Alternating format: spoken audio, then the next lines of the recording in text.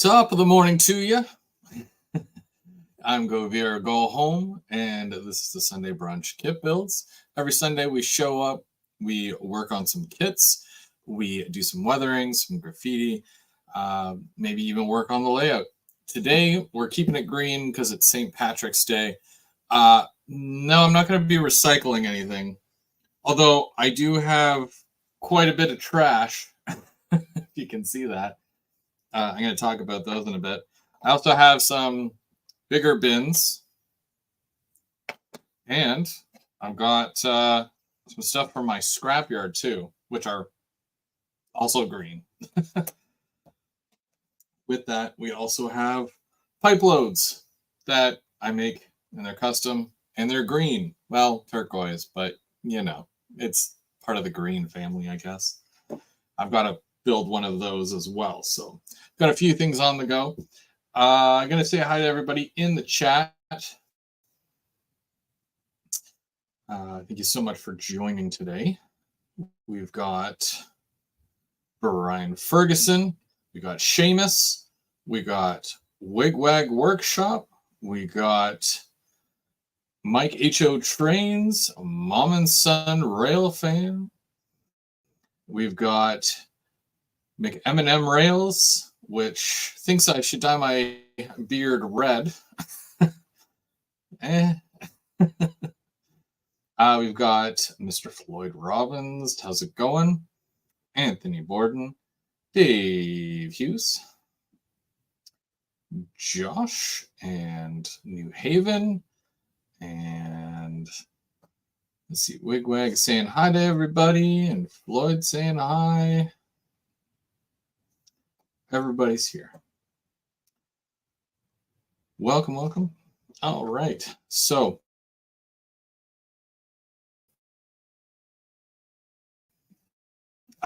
I've got a new, I'll show you. I got a desk the other day, and I got a new camera. So hopefully the camera's okay. I kind of look like I'm washed out a bit, but that could just be the lighting in here.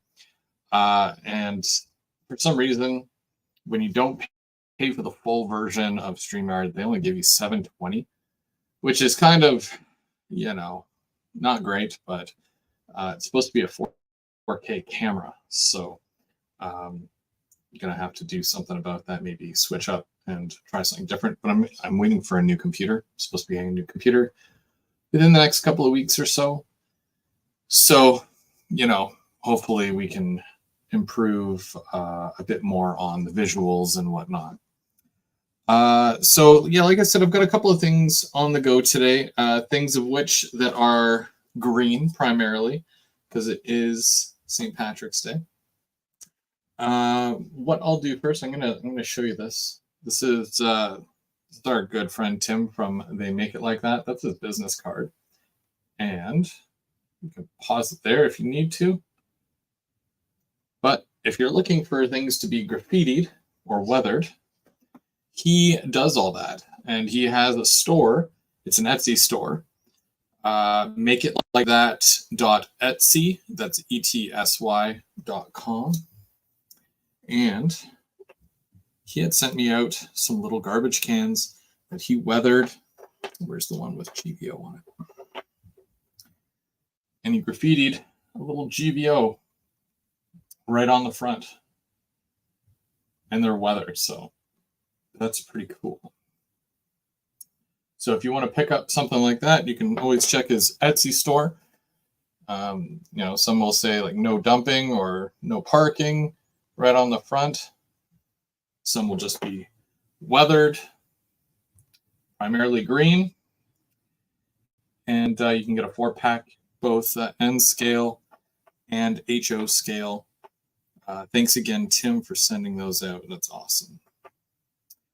So now I picked up a few things recently. I'll do two things here. So first things first, in typical Sunday brunch kit build fashion, if anybody wants to join and you're working on something, maybe you're working on the layout, maybe you're building a kit, you're welcome to join me. There's the link there. Keep it train related and we'll have a good time. Oh, Anthony's going to order some next week. Perfect. That's awesome. He has some other cars on there as well. He does cars. He'll the Atherns and whatnot. He purchases them and then he'll weather them and graffiti them and then he'll put them up for sale on his site. I know a lot of people who've already purchased quite a few pieces from him. So if you're looking, so not everybody can graffiti, not everybody can weather. So for those of you who just want to buy the stuff already done, he's your guy. Go check out his site. He's always adding new stuff all the time. So, what was I gonna? Oh yeah, right. I wanted to adjust the camera. Point it down. Speaking of green, I got this huge green mat because the other one was so small. Shout out to Bubs, Bub031, because he told me, he's like, if you go to Princess Auto, they will have big cut resistant mats. It's called a self-healing mat. You can, take an X-Acto knife to it and it doesn't ruin the mat, right? And it definitely doesn't ruin your nice new desk surface too. Look at that. Ooh, But yeah, this was $15 and it's huge. This thing's massive. My other one is like a third of the size and I paid $20 for it. So thank you, Bubs, for the tip and letting me know where I can go find an awesome one of these. Last week, I ordered a couple of these because I saw that the Ontario Northland just recently got some refrigerator cars, some reefers. Which way do I open this from? I keep ruining the box. I don't want to ruin the box. So I plan on doing some custom work on these. Not today, but I wanted to unbox it so I can take a look at it. Now, these aren't the exact cars, but it's what they have available now. And they weren't a bad price. I think it was about $45 for one of these. And this one here specifically is a Union Pacific. You can see that without, again, the lighting is kind of atrocious, but okay, so here we go. So ARMN. So I got to remove all of these prints and stuff. There's your refrigerator there. And it says Union Pacific. I got to remove all of that stuff so that I can put O&R decals on it. And this will be for my chocolate factory. Now, obviously, the O&R doesn't have, there's no chocolate factory near, Ontario Northland area. But this is kind of the thing I'm going with, your railroad, your rules kind of thing. So I've got 2 of these. I think I might get a couple more. I think the O&R has 3 right now. So I just picked up 2 for now. See if I can do it, make it look good with the the decals and whatnot. Bub said that he knows a really good way to take these decals off. I think it's paint, to be honest with you. I think they get stamped on there. I'm not entirely sure. They do look like they are pad printed. So I'm going to definitely clean these cars up nice. And then I'm going to see about putting some O&R decals on these. It'll look cool. And these are, I've never owned refrigerator reefers before. I've never needed to. So yeah, that's very nice. And I like the detailing. Atlas always does a really good job. They're very underrated, I find. They do some really good work. And the prices are not bad either. So I know that there's a lot of companies, different companies that make versions of these refrigerator cars. You can even find some that have sound, which is cool too. Bit of a novelty, I know, but still.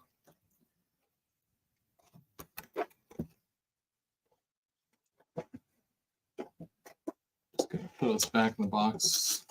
So I got, like I said, I got 2 of those, so I'm gonna see about getting those cleaned off and then we will decal them. Probably on a later show.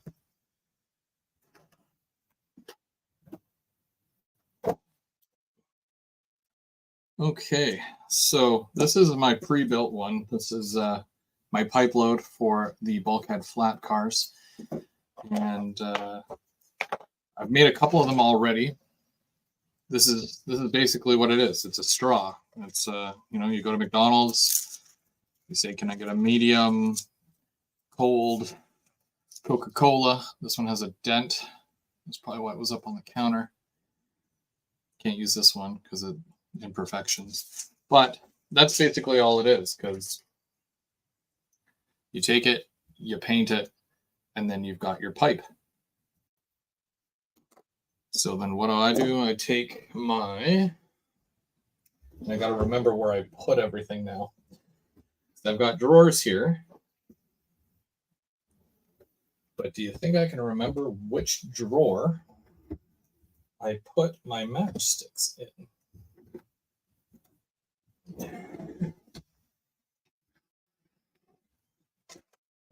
No, of course not. Here's more straws. I collect them.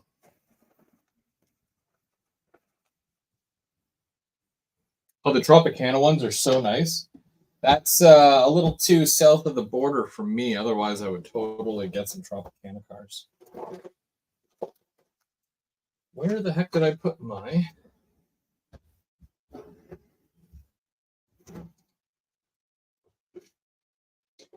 Oh, wow, this drawer is deep. It doesn't come out any further than that, but it goes all the way in there. Okay.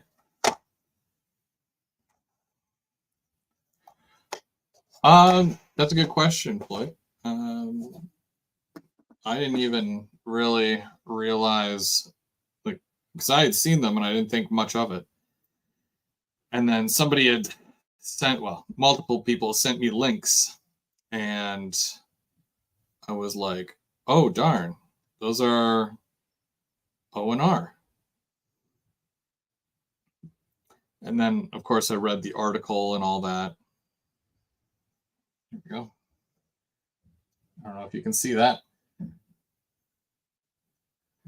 Probably not because of the lighting. No. It's so bright. Can I turn down the brightness here? Okay, maybe that'll help. Yeah, they're white. So if these cars here are done in a white plastic, like if they're not painted white, when I go to remove the decals, it'll be fairly easy to clean up the car and then just add the decals. So of course there's, just ONT with the number. And then at the other end, it has the chevron. And it says, okay, where is it? Oh, there it is. Okay. It has the yellow chevron and then just says Ontario Northland underneath. So I'll also need to get some reflective striping because these ones are vertical. All the reflective striping on these are vertical, where on the ones I got, they're horizontal. So I'm going to change that around too.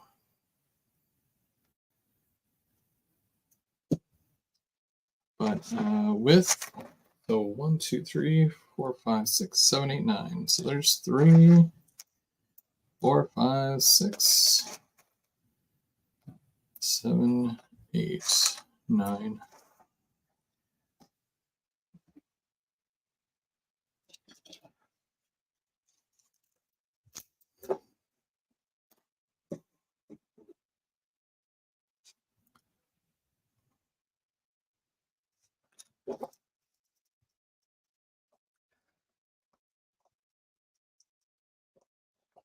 So these are, fairly easy to make. I feel like anyone could really make these. And they're not expensive either. They don't cost me anything. I already had a pack of these matches, straws. I mean, straws are free, Yeah, I don't know how many more I'm going to need. I really wanted a couple, so I might not need too many. So I'm okay with just having a couple. It says no one ever.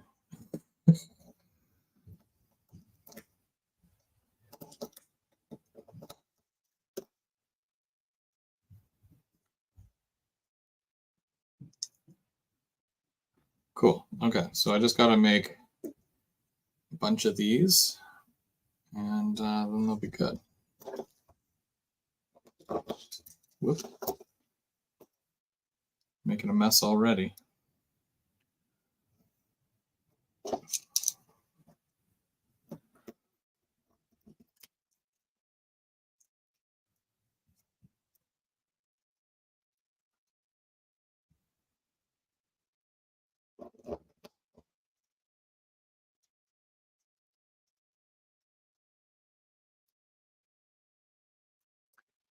Now these do primarily fit the Rapido bulkheads because that's what I made them for. But you can always take the exact same design and then just cut your pipes down, make them shorter.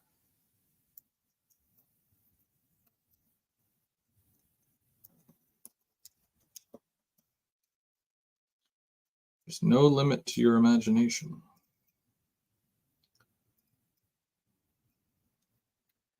Oh, and we got Mike. Hey, Mike, how's it going? Hey, Chris, can you hear me? Yep. Yeah. Your camera's sideways. Oh, wait a minute. How do I fix that? Oh, man. Okay, hold on. Let me just switch. I mean, I got to turn this thing around. It's been a while since I've used this thing again. No worries. Hold on. Does that work? No, it's. No. Oh, this is not working for me today. How do I switch this camera? What are you using? Is it just like a camera, or is it a? Yeah, just my phone. Oh, there we go. There you Does go. that work? Yep. Okay. Well, if that works, then I just basically put it back. Nope, still crooked. Oh, there we go. Yeah, okay. What are you working on today? Let's see. I got some more 6000 series hopper cars from OVR. Nice. And then I'm creating some more loads. So that gives me a total of 6. Because dude, these gondolas are some of the best detailed. And then when you add the loads to them and you do all the details and some of the graffiti that I've seen on the 6000 series are just phenomenal. So I've been taking like tons of pictures and getting lots of references. And then I also bought 3 of these new 30,000 gallon ethanol tanks.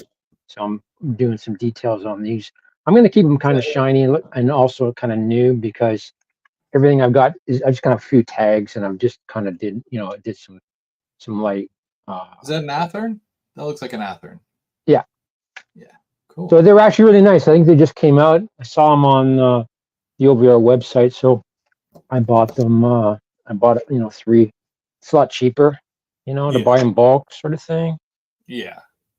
So yeah, I mean, with the shelf layout, you only got so much space, but I really like these. Like when I do it, like add another 8 feet or maybe 12 feet. I haven't decided yet.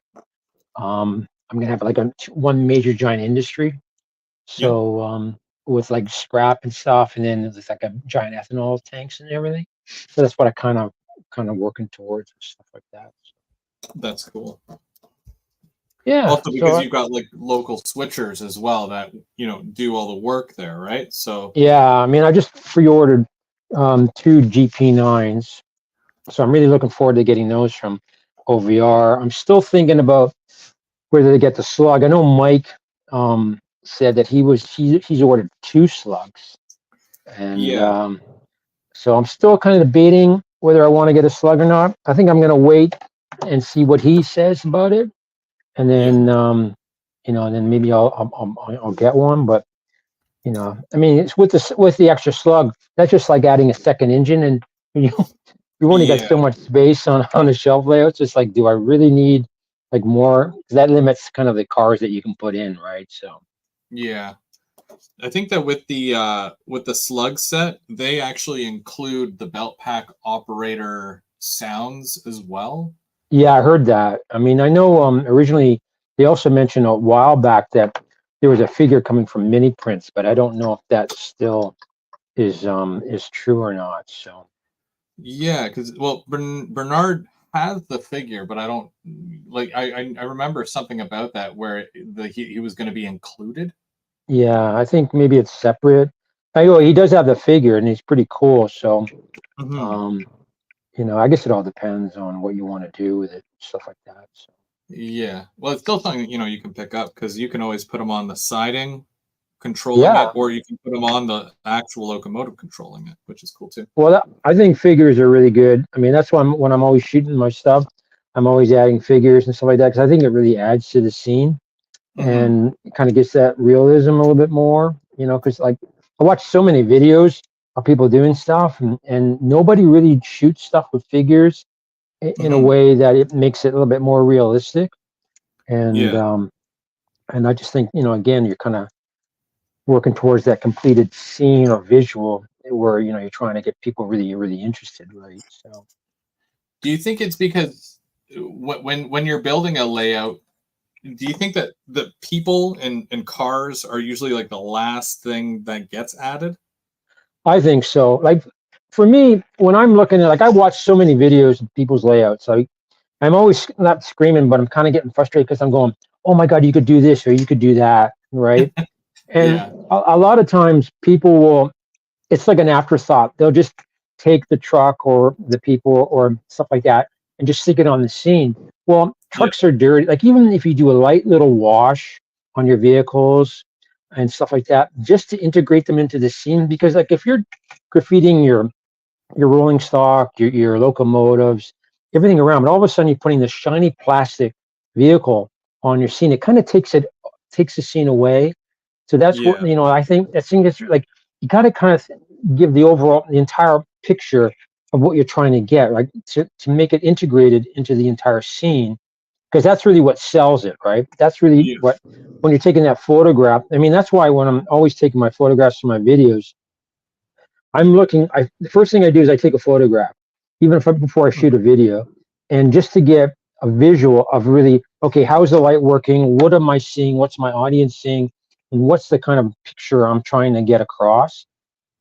Like the story, even though maybe it's only 30 seconds or something like that. Yeah. And then also when you're doing that, then you're really really kind of defining like, okay, what do I want to detail next on my layout? What do I want to add? Or this Hmm. isn't really working, or it's too busy, because Hmm. sometimes people will just throw like everything into the scene, but then it's not making any sense, right? Hmm. Yeah. So like would they pile it there and all that kind of stuff? I mean, everybody's different, but again, for me, it's more I'm trying to tell a story on my layout, on my shelf layout. So when somebody's, you know, whether they're just running some trains from one point to another, they're kind of integrated into the entire scene, right? Like I want to make it Yeah. believable, so they're having fun because, that's what you're doing. It's a visual element, right? So, Exactly. It's got to and I tell a like story almost. exactly like like when you're working on like I say when you're working on that signature scene on your layout, like you're kind of focusing on one or two areas, which is great, and that way that's the focal point. So when somebody comes down for the first time, that's the first thing they notice, and that's where their attention goes towards, right? Yeah. And then you're kind of proud of like look what I did, and then as it's growing, you're going, oh, I could add this detail. Whether it's a bunch of drums on skids piled up against a fence, right? Or Yeah. something like that. Well, that adds a lot of detail. And then all of a sudden you go, oh, I'm going to put some oil stains around there because maybe one of the drums, fell over and stuff Yep. like that. So eventually, so when you're taking a photograph, all of a sudden that photograph becomes more and more real as you're doing it. So, and then the scene cars, grows and grows, and people are going, "Oh wow, how'd you do that? How'd you do this?" And before you know it, you have something that is really magazine worthy, in a sense of what you see in these train magazines and stuff like that. So, Hmm. everybody says, "Oh, I can't do that." Sure, you can. Everybody can do it if you just take the time, to kind of develop the scene that you want to do. So I always get stuck on the areas where, let's say, for example, you've got a, oh, I don't know, 2 4-foot layouts, and in the middle of one of the 4 feet, you've got a signature scene. yeah, Same thing with the other one. But how do you tie the two together in the middle to make the consistency there, where it's like you're not just focusing on two scenes, you're focusing on one massive scene? yeah. I guess it depends on really what the separation is. Like if you got it like an industry, two industries, Yep. then depending on if they're connected, then that's easy to do because then you can add, a variety of like containers or debris. Like for me, because mine's like an urban setting and it's based on an area that's around me where I'm Hmm. constantly walking around. I'm seeing like tons of graffiti, debris everywhere. Like no one's picking this stuff up, especially on the rails. There's pieces of wood and metal and just thrown aside and stuff like that. And where the local industries are, it's the same thing. There's giant bins full of stuff, blowing all over the place, and that's realism at its best, and that really kind of defines what you can add to your area, right? So between those two areas, you might have a longer grass because they haven't maintained it, right? A Hmm. broken up Right. road and stuff like that, more oil stains, maybe even a broken down truck beside it, or it just could be really anything you want to do that kind of ties in those scenes, like because those industries are sharing the same area, so a lot of the debris might be centered in one area or stuff like that, right? So Hmm. it all depends on really, but that then you continue that flow and it makes it a lot more realistic to what you want to do, completing that scene. It's tough sometimes to, because like I'm a very visual person, so I need to Yeah. see, what it is that before I do it. Sometimes I'm just like, you know what, the longer I stare at something, yeah, the more it doesn't get done, right? Well, that's Sometimes I just because, do it. yeah, because you're overthinking it, right? Yeah. Like what I do is before I glue anything down or anything like that, I place elements um, down on my scene, right? I'll place a car or the debris in the area, and I'll just leave it there. Like I like, and I'm just gonna drew my trains around and take some photographs and see if it's working for me, even before I lay anything down, right? Mhm. Because that way you're not said all of a sudden, oh man, I glued everything down. Now I'm stuck with this. Well, no, you don't have to. Place stuff around and then take photographs and see if it's making sense to you, right? And then Mhm. add some more elements and then take another photograph and kind of step back and look at it. Because I sit, like I'll watch a bunch of videos like, you guys, like Mark, you and Mike and stuff like that. And then I'm taking photographs and I'll just kind of relax and listen to you guys and I'm looking at the photographs, right? And so I'm kind of stepping back from the layout, instead of being in front of it. And I'm kind Mhm. of looking at the photograph and just zooming in and kind of going, oh, you know what? That's not working. Oh, I like that. I'm going to keep that, you know? And then I have the photograph as a reference. So when I take everything off, or say you move your layout, then you've got all this reference in front of you that you know exactly where to put everything back again too, right? So Right. Yeah, no, it's fun, and like I'll even take a drive to industrial areas just to see certain colors of buildings, or what color are the vents on the roof of the building. If yeah, you're able to see them, you get ideas like that. yeah. I mean, like a lot of people don't do any detail on the roofs of their buildings, right? They just leave it. Well, when we're looking top down, that's one of the first things you see. That's So right. like on all my buildings, I've got stains and graffiti, and pipes going, everything, all this extra stuff. And so it really brings in the scene even more, because a lot of people forget about that yeah, the roof is a living element too when you're Hmm. designing stuff, right? So, and that's really important. And that brings you even more into your layout even more, right? Because, and then also it's fun because it gives you something more to do. I know a lot of people don't have the time to do it, but it's just I enjoy, like when I'm sitting them down, like just do right now, I'm sitting down just basically making bumps on this, because basically it looks like, the sides have been caved in of all the steel over the years, and these guys, because when they throw this stuff in. So, I enjoy doing that, but a lot of people just don't have the patience or the time to kind of do those things, because they Mhm. put too much on their plate. Mhm.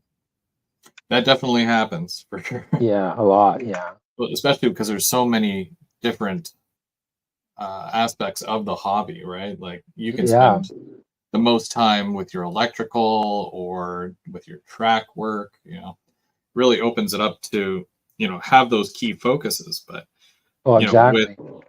with what you're doing, and also with what, I've seen you do with your layout, it's just, it's more than just a layout at some point, and it becomes almost like a story, like I was saying, and, you're bringing it to life. Well, yeah, and it's like, for me, it's like a living element, right? Like even Mhm. the music, like I do a lot of instrumental music because I just find that it's a lot more soothing when somebody's looking at it, whereas somebody's putting like this heavy metal or rock and roll, and it doesn't work, and so Mhm. it takes the viewer right out of what you're trying to get across. And a lot Mhm. of times, I've been told, anyways, that people will just turn it off or they'll mute it, and so you're not getting your message across, right? So that Yeah. plays a big that plays an important part of it, basically how you're trying to get towards your audience and bringing that message about what you're doing, because everybody's proud of what they're doing. I mean, like I tell people, everybody has different skill sets, but we all learn from each other, and that's the most Mhm. important thing, right? That we're supporting each other, and making sure that everybody's wanting to do what they want to do. And if anybody has any questions, and I always tell people, there aren't any stupid questions in this, because Mhm. there's so much to learn, right? From like you said, Exactly. from electrical to woodworking, um, to scene layout design, laying track, you know, properly, the ins and outs of, like, I made mistakes on my buildings. Like I used the wrong wood. So now the styrene, um, and even though it's a temperature control room, is starting to bulge onto my buildings. So Mhm. in the spring, I'm going to basically strip them, and I'm going to rebuild them with the proper wood and do it properly. Because I was talking to Mhm. Boomer, and he said, "Yeah, Mike, you used the wrong wood, you know, and this is what you should be using." And I said, "Yeah, that's fine." But for me, this is phase one, right? But now that I've run the layout and I've got my buildings the way I've wanted them designed, now I can go, okay, this is what I want to do. I want to improve on this building. I want to improve on this building. This is what's working. This is what isn't. So now I get to go, okay, I'm going to redo this, but in a different way. I'm going to add more detail. And this Mhm. time I'm going to make sure that I don't have bulging issues. And of Mhm. course, you learn from your mistakes. And that's the beauty of it, right? Mhm. So, Yeah, exactly. Hey, thanks, Anthony. So Anthony was saying that because I have multiple choices of scenes to work on, I can do a little bit on one thing and then move to something else and not get bored of it, which is typically what I do, except it's more of a I'm stuck. What do I do next? I don't know, but I want to keep working. So I'll put something on hold and then I will come back to it later. I don't want to stress it. I don't want to worry too much about it. I want it to become natural. yeah. So, you just move to a different project. And yeah, I kind of, I usually have several things on the go, whether it's, doing loads like this here or, practicing weathering or graffiti or building a kit. A lot of the track is down on my layout, so I'm a little bit past that part of everything, but I still have lots more to do at the same time. So Well, as long as I exactly. can run a train and still have That's fun on that side of it too. So and that's the thing too. Like a lot of people lose the sight of just having fun because they yeah, get so overwhelmed with their layout. And like they got it, like the plywood. I mean, look at James. He's got this amazing, immaculate bench work, right? yes, I mean, yeah, this that something I could never do, right? I can do the basics. I can cut wood and stuff like that. And then he's finding the track. And now, through all of that, he's running trains and he's having yeah, fun, right? exactly, yeah, And that's the most important thing. I mean, he's really proud of his bench work. I mean, because he did an amazing job. I mean, phenomenal, right? That thing will yep, last, to the end of time, really. Oh yeah, yeah. Carpenter by trade, I believe. Yeah, exactly. Well, an electrician too, right? So, That. but now he's starting to run trains and all of that, and he's got that cure for attitude, which is amazing, because he's accomplished something great, and then he's getting the really nice positive feedback from people, and that makes a world of difference, right? It really does. Like if you're getting a lot of really good positive feedback from your peers, that makes a world of difference because that makes you want to continue, right? Absolutely. And that's why like I get a lot of messages like DMs on Instagram, about, hey Mike, how do you do this, how do you do that, what do you think of this, what do you think of that, and I'm constantly giving pointers like, try this, try that, this is looking really good, is Yep. this what you intended to do, okay, if you're going in the wrong direction, then just do this, and then I'll do, like, I've done a bunch of little private videos I've sent to people, like, how I did some stuff, and just for them saying, hey, this is how I did it, right? Because if I'm doing it like right now, I just put my phone up on the stand, I do a little video, send it to them, and they go, oh, okay, great, thanks. Because we all learn. I mean, you can tell them in text, but everybody learns visually, right? And that's the best Yep. way, because I'm a visual person. So you could tell me in text, but I'm going to do it entirely different than what you just told me to do in text, right? Because I'm going, wait a minute, what? Yeah, So 100%. I'm the exact same way. Where I learned by doing, and I was having a conversation with one of my buddies the other day because I've had a couple of locomotives that I've picked up recently that I haven't been thrilled with the functionality of them, oh yeah. and they were talking about, just change this CV to this CV and that CV. And I said, it sounds good on paper, but honestly, unless I actually know how to do that, then it's all, you're learning a different language. Exactly. And Yeah. I need someone to sit down and say, okay, so this is how you go through this change. And yeah, because I'm so used to doing it manually with my computer through the lock sound decoder, but as soon as you get something different like TCS or Tsunami, it's like throwing a wrench in the gears. You're lost. So it becomes a whole other learning process that you really need somebody to just sit down and walk you through it. Unfortunately, it's kind of like a hand holding situation, but we got to learn. That's how you learn and you grow, and Yeah. you can I do to- even more stuff. I totally agree with that. Like, because electronics is not my strong suit. So, I turn my engines on and I using, basically what's built in. Nothing's on the computers. Everybody's saying, "Oh, Mike, you could do this, you could do that. You can change this sound, you can change that." I go, "Yeah, okay. Well, no."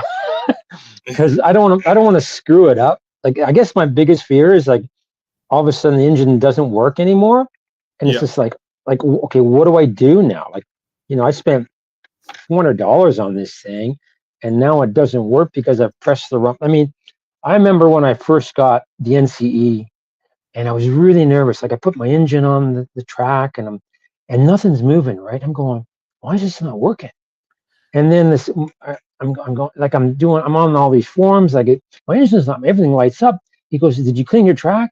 I go, oh, no, I never. I mean, because I had like a really test track, right? Just 3 feet, and it was so dirty. And of course, the engine wasn't going in it, And as soon as I cleaned it, it was like, there it went, you know. But you spend all this money going, nothing's working.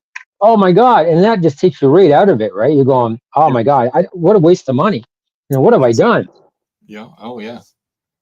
And so, like, and thank God for YouTube. I mean, and the amount of people like yourself and Mark and Mike and James and all those guys out there that share all these things and literally take the time to share it with their audience.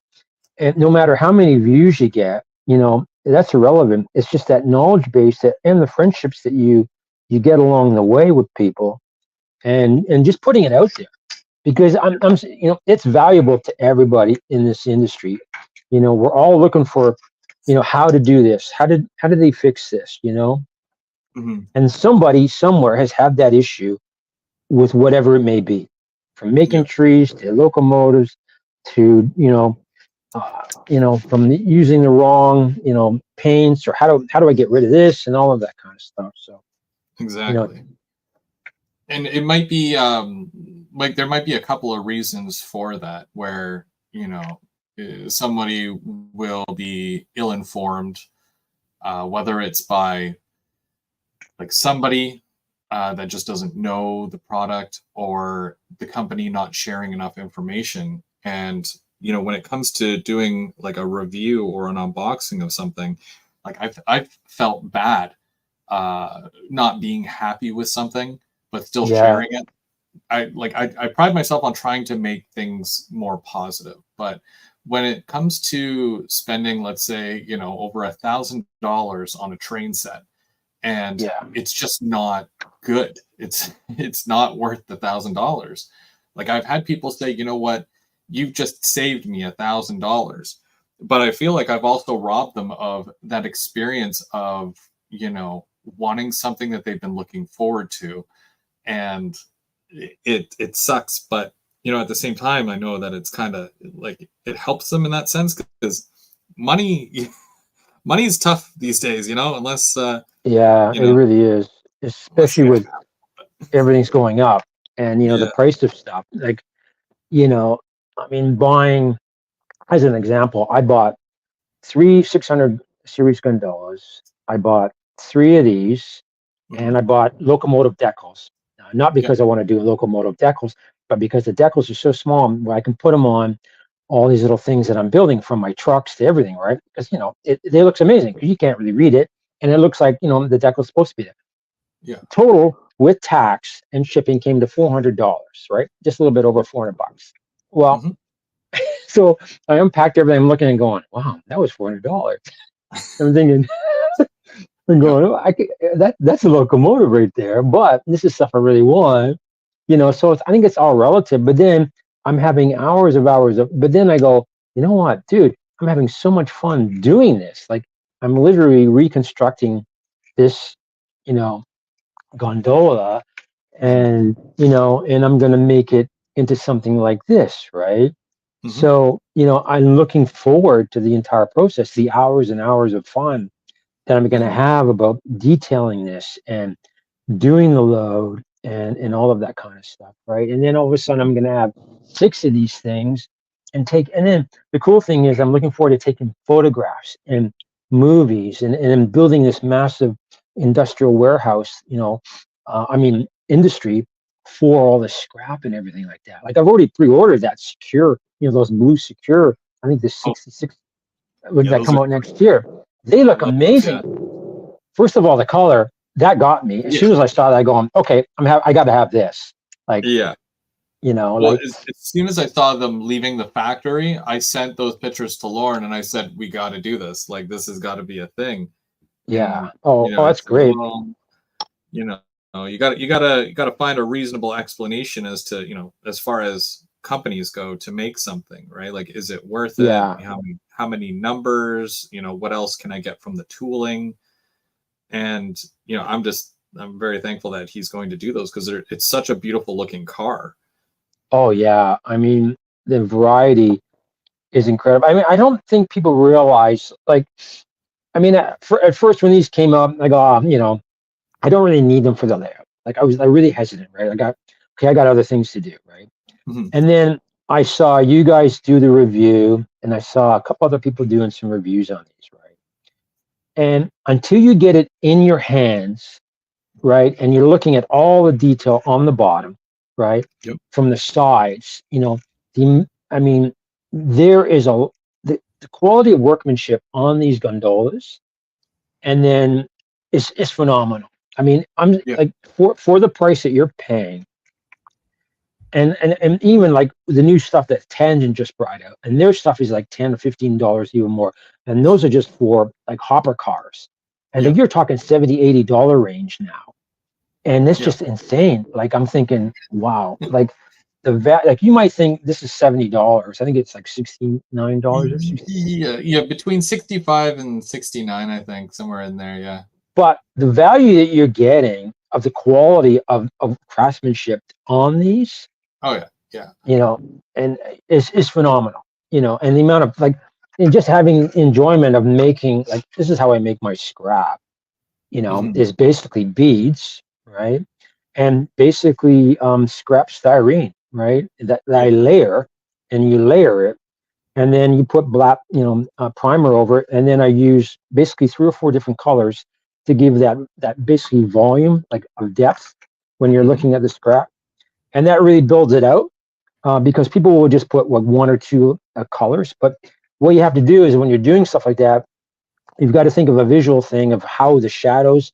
I mean, again, I'm probably taking it too far for some people, but for me, because I've been in the industry for such a long time, I'm always thinking about all of this kind of stuff, right? So, because that's important to me as a visual person, that I'm trying to get as much realism and detail as I can in the modeling that I'm doing, from the buildings to the rolling stock to whatever I'm trying to get across, right?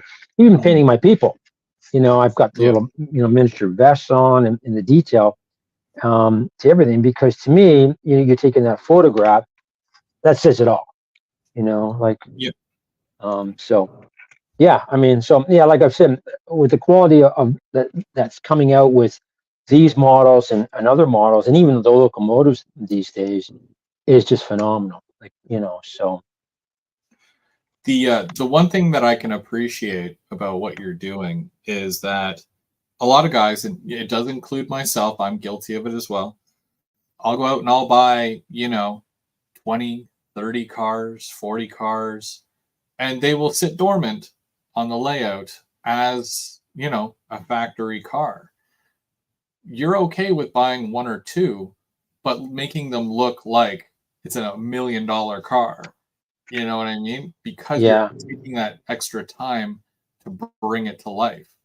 So where there's a lot of guys that have stock cars, I look back at all my barrel ore cars that I have. I've got a good 30 some cars, and only one of them is weathered, and it wasn't even weathered by me.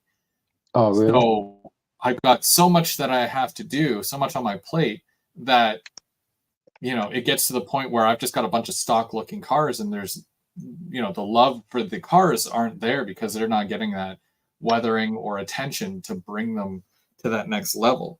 Yeah. So yeah, I can appreciate the work you do more because you take the time one car at a time, and you're building something. You're building something bigger than what it already is. Well, it's easier. I mean, that's easy to. I mean, I respect that. I mean, but see, but if I had a huge layout like yours, or some, then that might change, because you're talking about time, right? Time Hmm. management, Hmm. right? Um, so like, for me, because I was in the industry for such a long time doing like claymation and stop motion and animation, time management was everything, right? So we built sets one at a time. So all your detail and focus was always on that one set. Then you go to the next set, and then you attach those 2 sets together. So, Yeah. so for me, I've always had that philosophy. So even if I had a massive layout, I would do it stage by stage, like just like I've done with mine. I would have that Hmm. 8 foot or 12 foot section, and I would focus all my time on that. Hmm. Then I would go to the and next section. I wouldn't work. I'd have all my track laid, right? But Hmm. I would focus on that one section. Then I would move to another like to the section beside it, Yeah. and complete that. Not even worrying about what's behind me, or about, or beside me, whatever. Because once you start looking around, you're going, you get so discouraged, because you're going, I'm never going to get to that end point, Hmm. right? So, and then that way, when you're running trains, all of a sudden you're in an element that you're really happy with, and a really nice scene, and you got all the details, and then you're into something that's nothing there. You're going, oh wow, this is what I want to do. So then you get excited because you've Hmm. already finished. So, and that's why I'm always saying to you, focus on that signature scene, get that done, do the details. You like, spend Yeah. the time. Don't worry about everything else. So you like, don't. Okay, I got another. I'm going to build a 4th level. Well, no, no, no, no, no. Wait a minute. Focus on that. Focus on that 1st level, and Yeah. then, oh, I got some extra. I got to. My track ends there. I got some more track. No, no, no, no, no, no. Forget about that. Just pretend there's. You got a Yeah. train derailment up there, and just leave it. And I tried to like my thing with building I guess such a big layout is in trying to progress while doing the little things is that um, doing a temporary scene or doing something that's not like 110%, where it's even if it's 50%, and then I've got a placeholder and I say, Yeah, okay, yeah, so my tracks are in, that's where they're gonna go. It's already wired and everything. I can come back at any point or when I'm ready to finalize this and really just make it 110%. yeah. Um, you know, Well, you and don't try to make everything make sense at the same time, right? exactly like a lot of people like I always say do 80%, right? Mhm. Get to 80%, like you're at 50% because you're laying stuff down, you're putting stuff around, and then get it to 80% because 80% is pretty good, right? You've got, a lot of stuff down, you've got some details, you're proud of what you're doing, it's picture worthy, you know what I Mhm. mean? And then all of a sudden, then as you come back or you're seeing, other examples, you're watching another YouTuber or you're seeing some photographs on Instagram or Facebook, whatever you follow, like people, then you're going, oh, I want to add this or I want to add that. Or you see something from mini prints, right? Like a Yeah. dumpster or some, trash can, whatever that, fits into your scene. And all of a sudden you go, oh, that's a really good idea. I can add this, I can add that. And Mhm. all of a sudden then your scene becomes 85% or whatever. But I always tell people just get to a point where you really like what you're looking at and then go to somewhere else and then come back to that, that area that you really like and just add elements to it very, very slowly, right? You don't have to finish everything. I think that's one of the biggest problems with a lot of people that get frustrated is because they look at their layout, they go, oh man, I've taken too much. I don't know where to start, or where to stop. And that's one of the biggest hurdles, I think, or frustrations that a lot of modelers get in this industry, from what I understand, and the people that I've talked to, is that they've just taken too much, and then they don't know where to begin and where to stop anymore, right? So, Mhm. No, because every time yeah, you, it's definitely tough.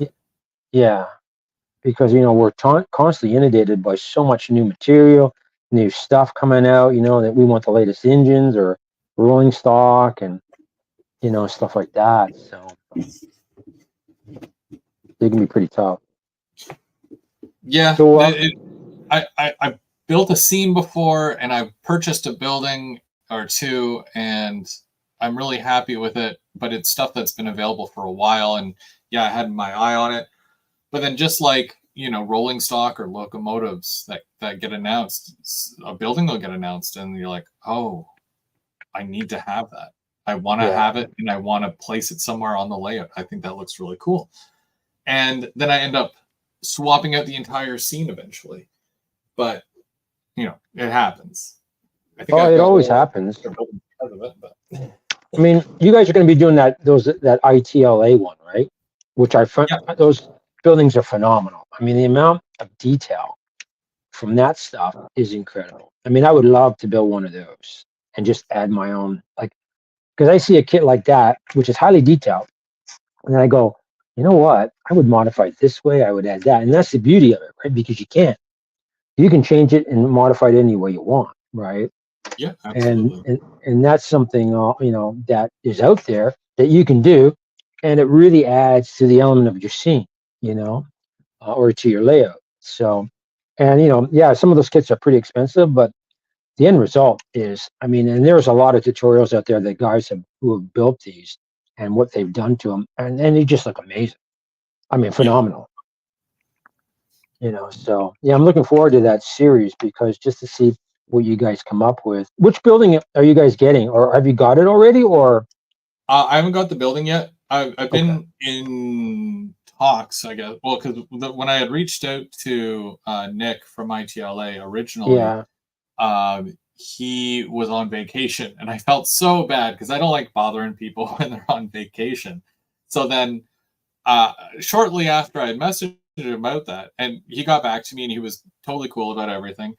Um, my schedule, we because I work for Bell, and oh they've yeah, been going through so many changes with the company, and I'm losing my, you know, my permanent schedule, and now it's kind of a toss up. So, Oh, really?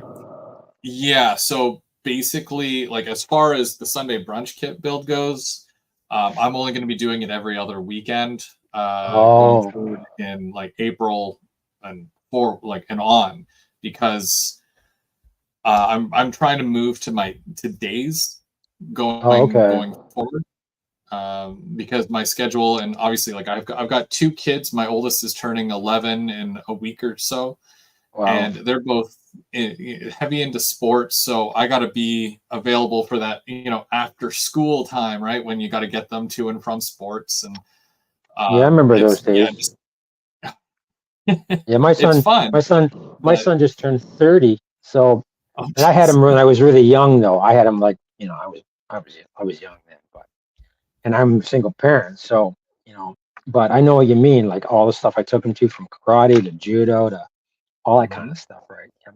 You lose a lot of time. It's good time, Oh, absolutely. but you lose a lot of time. Like you go, oh my God. I don't know how fathers do it nowadays. Like I've not been through it all, but trying to do a Mm. layout and raise kids and they want your attention all the time and you're trying to focus.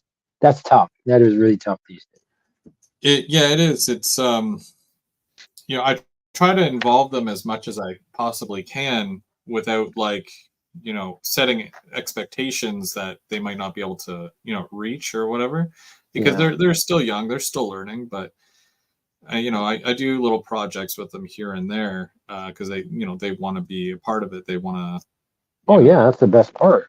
exactly. So I try that, but of course, certain things do take time, and whatchamacallit, the attention span of some kids are very minimal these days. So, Oh, especially with everything going on, like with all the electronic stuff and the games and yep, oh that's right. yeah, I know. Like stuff I tell people when I was a kid and they go, you actually played outside? Yeah. Played road hockey. Used to call it when the car came down the street, you'd yell, car. You know what I mean? Like, Yeah. Oh yeah. what? You played in the street? Yeah. I remember my parents would send me out at 9 o'clock in the morning and they say, come back at 6. That's supper time. Other than that, you're on your own. Okay, see ya. You know, Absolutely. Yeah. Come home when the lights go on, right? yeah, exactly. Right. Like, but that's when everybody knew everybody, like every neighbor knew everybody. Right. Yep. You know, when you're going down the street and you saw a pile of bikes on the grass, you knew that's where all your friends were. Yep. Because you didn't have cell phones, you didn't No. have anything like that, right? And Mm-hmm. so the only way you knew where everybody was, unless you called their house, and then you got to their mother, who was too busy to talk to you anyways, say, "Hey, Yeah. where's Alex?" You, Yeah. you would literally get on your bike and you ride around the neighborhood trying to find where everybody was. And that's what I tell people, and they kind of look at me, especially the kids nowadays. They kind of look at you, going, "What? You did what?" I go, "Yeah, that's how we got to know and find out where everybody was." Yeah. Oh yeah.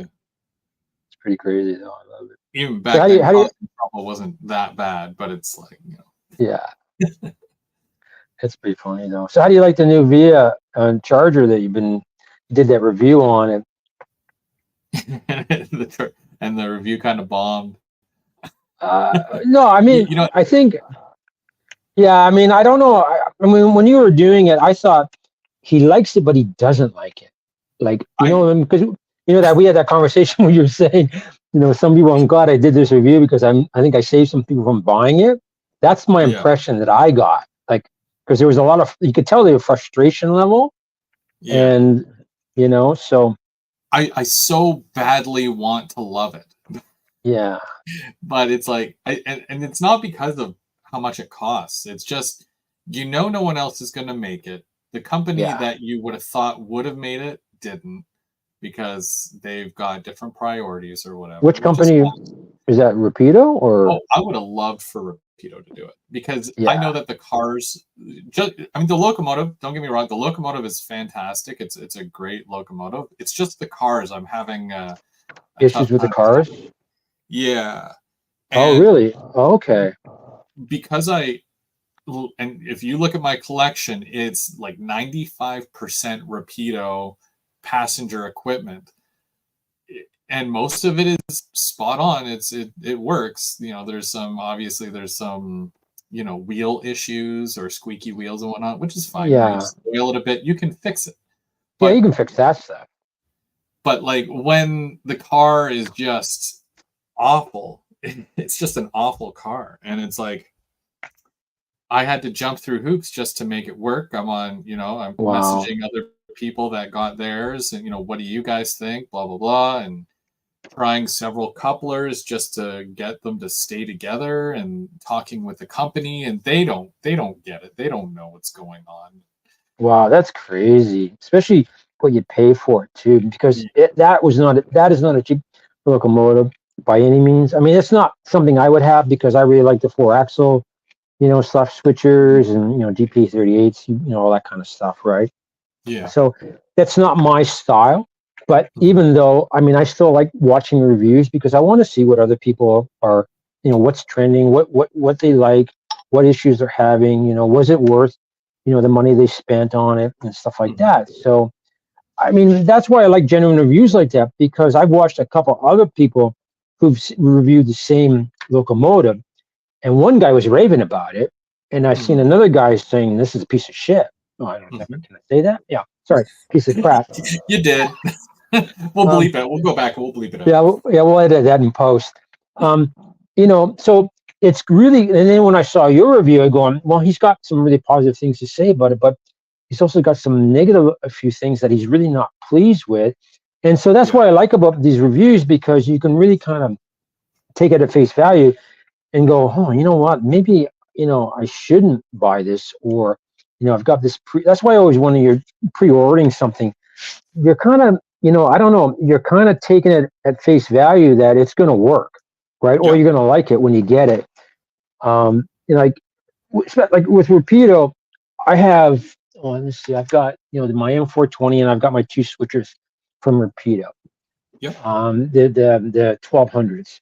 I mean, they're about 2 years old, I think, when I got them, and they're solid. I really love them. I mean, I've had a few little issues with them overall, but I'm positive, right? But everything that's coming out of Rapido these days is phenomenal.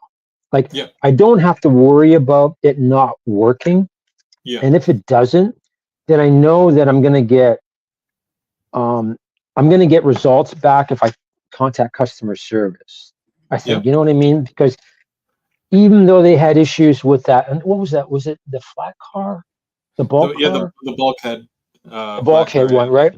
Where they literally made fun of themselves that they screwed up, right? Or there was a production issues or whatever. I mean, they could have Yep. said, oh, this or that, or it's a user, it's shipping error, or whatever. No, they took responsibility, and I think that's way more um, responsible and also respected in the industry if you take responsibility for your screw up, right? Yep. Because then people are going to buy your product, right? They're going to go, you know what? I can trust this company to a point, or any company for that matter, but because they're taking responsibility, and I think that goes a long way for me, Mhm. especially when you're dishing out $300, $400, $500 for locomotives these days and stuff Well, like that. Like a great example of that is the new Athearn P42. Now, it looks great. I did my review on it, and it's another one. Like, for me, I don't like the look of the locomotive. It's just to me personally, and it's everybody has an opinion about something. So it's just mine. It yeah, doesn't reflect anything else. But I just think it's an ugly locomotive. But I've never owned one, and it's a special wrap, and I feel like I needed one for my collection. yeah, I've never really been a huge fan of Athearn.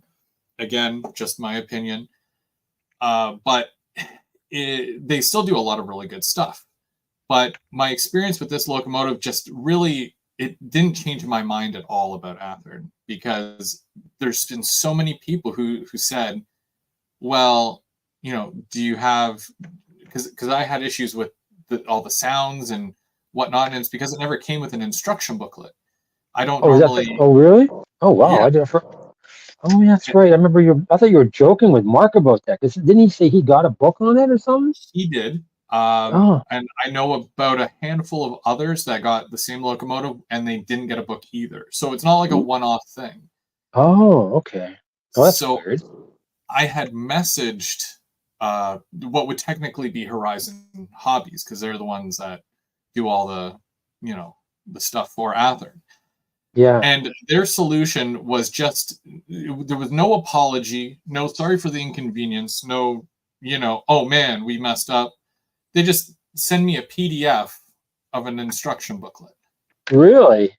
And So they just said, okay, well, we've done our due diligence, or we've done our yeah, little quality control, or like, oh, I hope you're happy, customer. Well, no, not really.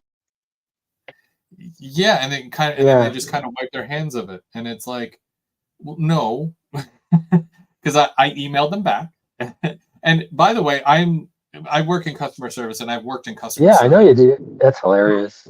for over 15 to 20 years now. So the last thing I want to be to anybody is a jerk.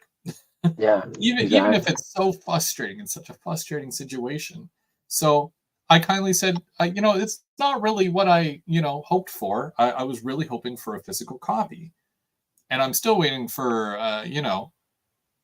something from them. But Oh, so you still haven't gotten anything. So you don't even know if you are going to get anything from them. no, I have no Oh, idea. wow. But stay tuned. Stay tuned. I will. I'm looking forward to the end result. So the P42, is that the one with the blue wrap on the roof, or is that the one that says Love the that's the way. Yeah. one? Yeah, yeah. Because I just noticed that Whether My Trains, he just did, which he does phenomenal work. He Mhm. just did a weathering job on one. I think he just posted on Instagram like, a couple hours ago. It looks phenomenal. Like, Yes. wow. Like I didn't really like it, but when I saw what he did weather wise, Yeah. I mean, talk about like it just brought out all the detail. And he's Mhm. got the soot on the roof, like on the blue, how it fades. He's got like the grime on the bottom, and it was Mhm. just like he did an amazing job on this thing. If you get a Yeah. chance to take a look at it, it is really well done. Yeah, because So it's not too heavy, because it's still passenger no, equipment, which they clean every single day. yeah, But yeah, it had exactly. just enough like dusting down the side to make it look like, okay, that that looks real. That is real enough and Like still clean. yeah, I would never buy something like that because that's not my style. But when I see something like that, I go, wow, I would love to have that. You Yeah. know, because when I see stuff like that, that inspires me to Hmm. be, like that gives me. That's why I like to go back to what we were talking about. When I see stuff like that, what other people are doing, um, that inspires me to go, oh wow, I could do this, or well, I didn't even think about doing that. You know, and so like Squirmy Style Productions. He's got phenomenal Instagram, and he's got some amazing photographs of real like locations and engines and stuff like that, which are great reference, for people for modeling. You know, just to Yep. name a few of the people that I follow, and I'm constantly getting like a ton of ideas from these things. I'm always saying, I'm messaging them. I was saying, great photograph, great reference material. This is great for modelers. Keep it up, sort of thing like that. Because a lot of people guys don't get comments for their photographs, and I think that's really important to keep encouraging them to do that because they're your best source of reference material. Yep. Are these Oh guys yeah. out there taking photographs, and posting them and really bringing what we're trying to model to life, Mhm. and there's another guy, Trackside Tyson, that I follow. Yep. He's a YouTuber, and all Alberta stuff. Well, there is some stuff that he shoots that look like, I mean, especially when they're running along the river and the mountains beside them, and you can see the sheds as they go over where all the rocks are falling and stuff like that. And Hmm. where the camera is, it looks like an HO scale. Like it could be an HO scale. You know what I mean? Like the way how far it's shot. Every time I Yep. see it, I'm just in awe. No matter what CN or CP trains going through, and you see these giant coal cars like trains, and they're all detailed. I mean, they're all weathered. I mean, in real life, but there's so many really cool examples of that can for your layout that you can do, and it's just like wow. And I just get these wow factors all the time, and it's just phenomenal. That's why I always encouraging people to get as much reference as you can, especially on Instagram or YouTube or whoever you're following, Mhm. because I mean, yeah, use these, use it, because it's just invaluable to help you, like, just do your modeling for you and stuff like that. So Mhm. I often will see a lot of photos on Facebook or Instagram, and it's of real trains, and I sometimes like to emulate them, uh, just because I love the whole graffiti thing. So when I see yeah. pictures like this, where it's like an auto rack, and obviously somebody took this picture, so I'll grab it and I'll put it on my phone, and if I happen to find that car, like the model of it, I'll forcibly pick it up just so I can emulate that into like a model form. There's Oh, another one exactly. here Yeah. that I really like the way they look. Oh yeah. Oh yeah. Exactly. I mean, that's why I did that one on one of my hoppers, right? Yeah. Um, uh, and it turned out really well, and because there's a secret to painting stuff like that, especially it's an old animation technique where because I used to paint on acetate cells, right? This is going back a long time. And we used to, so basically it was all acrylic paints. But the thing is you water like all I use is Vallejo. I use Tamiya paints, Hmm. which I thin down with isopropyl alcohol, right?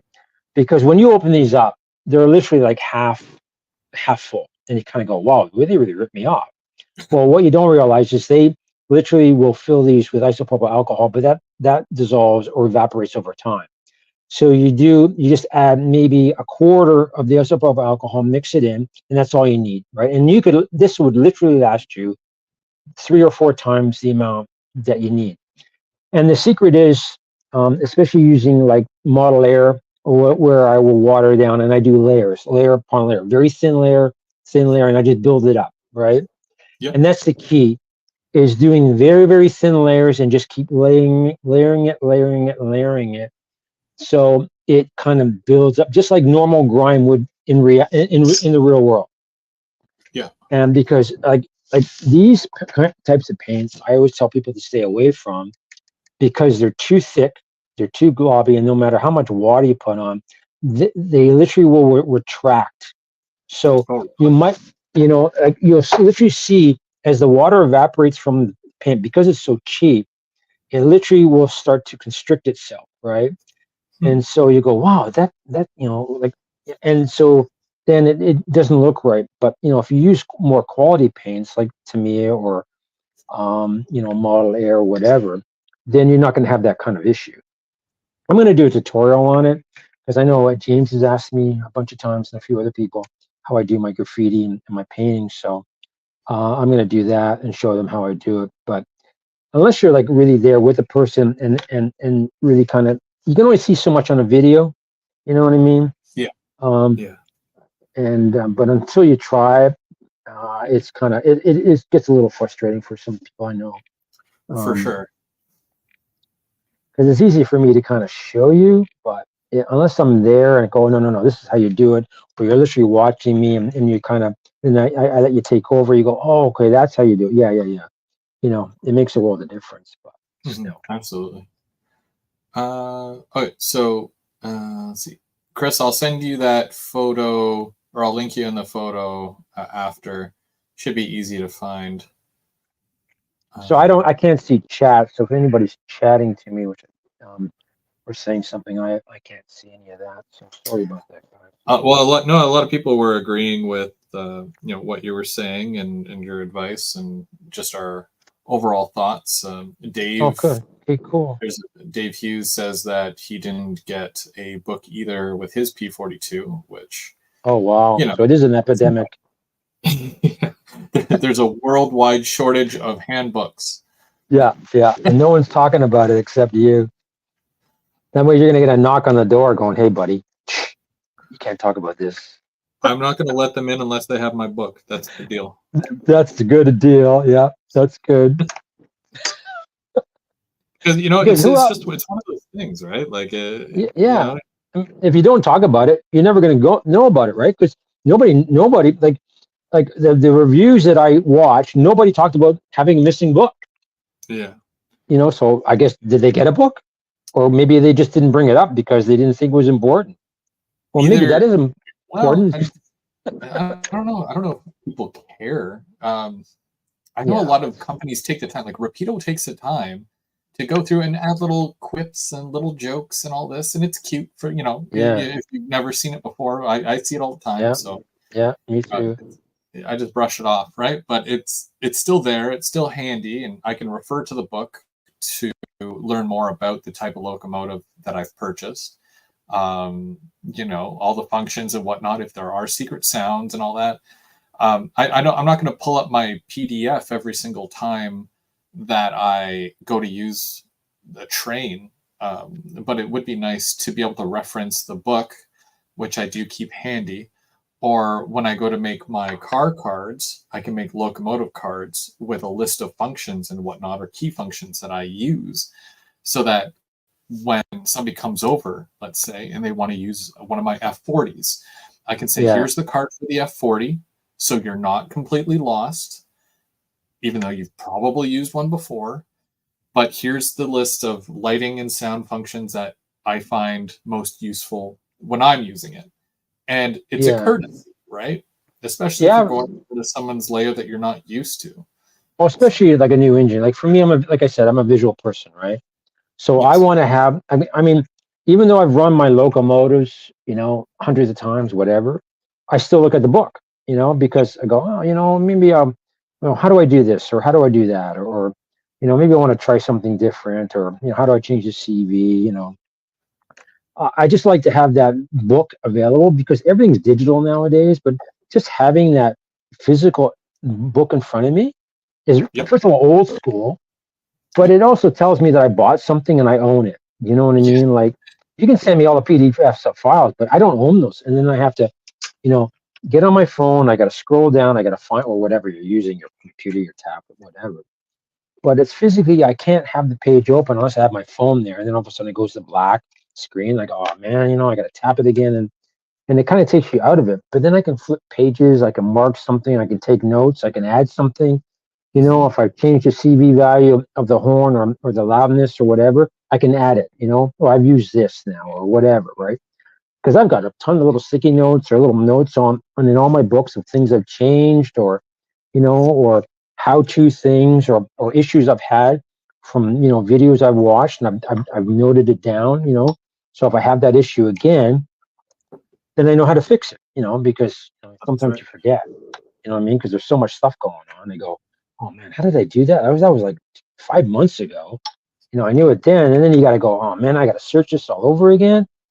And then sometimes you can't find the video, and it's just like, then you get frustrated. So, Yeah, it seems like that's what it's been lately, and I do find it kind of discouraging in a sense, where when I used to get really excited saying, "Oh gosh, this locomotive is coming out soon. I'm so excited. I can't wait."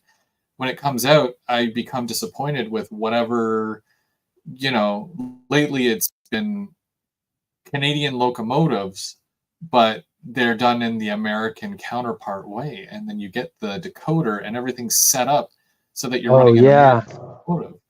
like And it's, flashing, like flashing ditch lights and stuff yeah, like that, which we don't have, right? But no. the Americans have. And all of a sudden you go, okay, well, how do I turn that off? Oh no, that's built in. I go, what? Like, okay, so then I'm not going to use my ditch lights anymore? No, no. I I mean, understand what you mean, it's funny because like we don't have flashing ditch lights, but I love the flashing ditch lights. I love it. I love the idea of it. Yeah, I me don't know. too. It's it's the weirdest thing, but I prefer it, but it's not prototypical. And if you're not a No, prototypical person, then it doesn't really matter anyways. no, But I is know that it what they're doesn't. shooting for?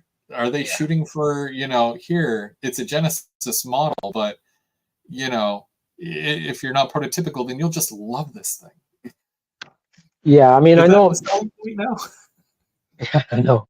I mean, because the only thing I have flat, well, no, actually, I got my two Aston Genesis CSX, um, the 1500 switcher and the GP38, which I love. They're one of my favorite locomotives, both of them, and they both have Yeah. flashing ditch lights. So when I'm crossing that street, I'm hitting the bell and the lights, and they're going on. and that really, but that's because that CSX, and they're coming in. They're, even though they don't come up in Canada and stuff like that. I just go, okay, now I'm running CN in the United States, and CSX is part of that. I just kind of switch locales, right? Because Yep. basically it can be anywhere. It doesn't really matter. No. Like as an example, I'm thinking about getting the Bowser Echo. The Oh yeah, the Eco. Eco, yeah, the CP one, because I saw Bub's review, I saw a bunch of reviews, and I'm going, oh my god, this engine, is just phenomenal. I really like it, and there's a bunch of CP, basically GP38, GP40s that run in my area, and I should really be modeling that, but I model CM because my grandfather, the story is he worked for CM Maintenance Away a long time Mhm. ago, and I've been a CM person all my life, right? So, but I really like that locomotive. It sounds amazing. The reviews have been just phenomenal. I'm going, man, I really like to get this thing, right? So, Yeah.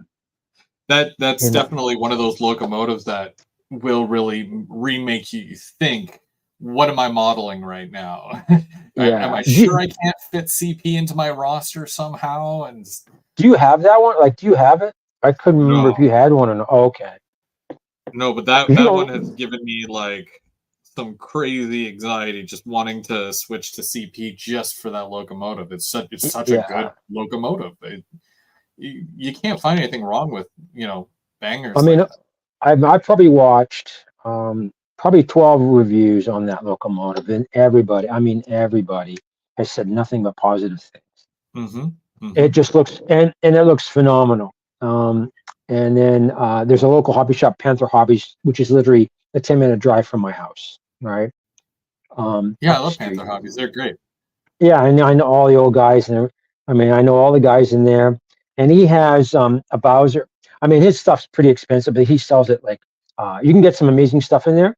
I buy all my Yep. paints and all that stuff, but his engines are like he sells everything at market value. Like there's no deals there. Let's put it this way on his locomotives, Yeah. but Yeah. he he does have the Bowser DC only run there, right? Yep. DC ready, but it gave me an opportunity to physically look at it. And I'm saying, dude, when I had it, the box in my hand, I was looking, I was going, I have to get this locomotive. Like, I just got to get this locomotive. Like, Yeah. so it's in my wish list. I mean, it's in my cart. I just haven't hit, buy yet. Yeah. It's Like I'm just, so, it's such a nice uh, one too. yeah, because I know I Bowser's, oh, so go ahead. well, no, I was gonna say because I've often raved about how much I love Bowser. Just Bowser in general, they just make some of the best locomotives. Rolling stock questionable. Okay. It's not on the same level. Okay. Because this will Still be the nice. first Bowser I've ever owned. So, Oh, really? Wow. That's a pretty hard, the high bar to set for your first Bowser. really, because Yeah. all I have is Intermountain, which is my one and only 6-axle locomotive, which I love. It was the first one I ever bought, even before I had track or anything, right? Because I thought, oh, I'm going to build this giant layout, but things change.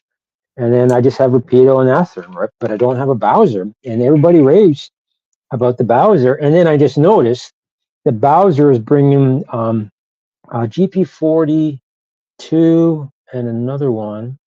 I think they're both in the fall with Ontario Northland ones, SP40. which I want to get both because because I see your Ontario Northland stuff and I just love the yellow and blue color. Mm. Like again, I'm a visual person, and when I saw those locomotives, I pre-ordered them. They're both like I both pre-ordered them. They're both Bowser, and they're Ontario Northland, and they're exactly the same as the Eco, like size wise and stuff like that. Mhm. And then I noticed that Athearn Genesis is also bringing out GP38 Ontario Northland, which I've also Yeah. thinking, okay, I got to break, so I'm starting to think, okay, I'm going to run CN, CSX, CP, and Ontario Northland now. It's like that you get down that rabbit hole. It's just like, yeah, but I got to have these locomotives because they like visually they look amazing. The wish list keeps on growing at that point. Isn't that Uh, crazy? Like you just kind of go, I'm just going to be CN. That's all I want. That's all my trucks that I've done and all that kind of. Oh, here's a crazy thing. Okay, so originally I was going to sell my trucks, and I've had a ton of people ask me, "Hey, Mike, can we buy it?" And I said, "Sure." Like I'd love to sell these and stuff like that. So let me, let me just get the decals, but everything's coming from the States. So yeah. for me to order these decals, literally one sheet would cost me Canadian and with the US conversion and mailing them to me, almost $40 a sheet. And that's just insane, and just trying, and then I have to go to different companies because a lot of them don't make maintenance away stuff, right? So I Yeah. have to kind of, like I have to buy like N scale decals, like if I can Yeah. find, like just so they'll fit the trucks, right? Because HO scale is too big and it won't fit the Mhm. side of the door, right? Like a lot of people don't realize that, you have to go in scale just so Mhm. it'll fit, right? Or a lot of companies do make maintenance away stuff, but it's very limited, So like they don't cover all the major, like I've only found like CSX, I found CP, CN, and a few others, but like Norfolk Southern, I can't find. I have to use N scale, like engine type of thing, and all this kind of stuff. But coming from the States, What it's brand? really really expensive. You know what I mean? What brand are they? So, like who makes them? Oh, Yeah. I got my list. My pen keeps running out. I can't remember. I'd have to look it up on my phone, but my phone right now is. Worst case, if it's a company like, well, it's probably not Highball Graphics, No, but no, no, no. let's say, for example, if it's a company, not an individual person, but if it's a company like Highball, just talk to Lauren and say, hey, can you get these in? And I'm sure he'd be interested. Yeah, That way, actually, I never even thought about that. That might be a good idea. Maybe I can reach out to him and saying, hey, can you get these, at a reasonable price? Because I can buy it, I'll buy like 4 or 5 sheets from you. Yeah, because there was actually a thing that I had seen online, and I wanted to ask if you're able to make it, because I know it's not the kind of thing I can just go to the store well, I can make and anything as long as I get the prints for it, like visuals. Like I tell people, just give me the photographs. I can build anything. can you That's easy, can you for see my me. screen? So if I go like this, I'm watching the TV. I can just turn around and look at the television. I just haven't muted the TV, but I can see us. you see that? It goes on top of a gondola. Oh, I can build that easy. Yeah. Yeah, yeah, Fit your simple. standard, I've already got the stand. I've already built the stand. oh, Yeah, yeah, I need one. hold on. Hey, hold I on need for a one. second. Let me. I don't know. For a minute, I have my headphones on. I thought they were attached, and I realized they're not. Hold on. I'm gonna bring over the stand. I've already got the stand built already because because I built the my maintenance away. Here, hold on. Let me grab this one. Okay, this is really interesting. Okay, see, look, I've already got the frame already done, right? So this goes Oh, on top, right? This goes underneath because this is what slides, right? And then you put, yeah. oh, actually it goes this way. And then you put the crane on top, right? So basically this slides, right? So as it's going across, Yeah. this moves. See, this moves exactly You've how got it's. the little claw thing too on the end. Yeah, I built this, scratch built this, and this actually comes off. And because I built it, so I've got 3 different claws, so Jeez. they can hold it. And and if you look at it, I got all the details. I got the wires going, and everything, right? But if you got you on your gondola, I mean, this is too. Whoops, this is too. Oh, I almost spilled that. That's good, Mike. It fits perfectly, and then it actually slides, moves across. Oh, So if you really jeez. want to, if you really want to do it, which is cool, right? That's so cool. So yeah, I've already got the frame. In fact, I had a bunch of people ask me; they just wanted to buy the frame. Oh, Said, really? hey, yeah, because they wanted because I was showing them. You buy basically. This is Lauren sells this one. This is the cat, and it's the multi-purpose one. I think it comes with 3 or 4 different Yes. attachments. Yeah. because the reason I bought that is because it doesn't come with the attachment that I need because they don't make this one. So this one is the actual claw that they use to pick up all the ties and stuff like that, right? So Yeah. again, I'm trying to get as realistic as I can with my modeling, and then of course I'm adding all the extra wires and cabling, and then this part. Oh, this broke off. Yeah, this is always coming up. I got to fix that.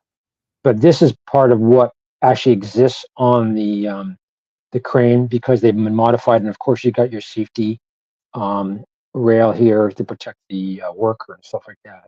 I wanted Yeah. to take this Yeah. guy out, but I bought two of these, but the screw is so bent when whoever put it in must have had a really bad day because I could not get this part off to get Oh, this shit. guy up because I wanted to repaint him, right? Because I hate Yeah. the way they paint their guys.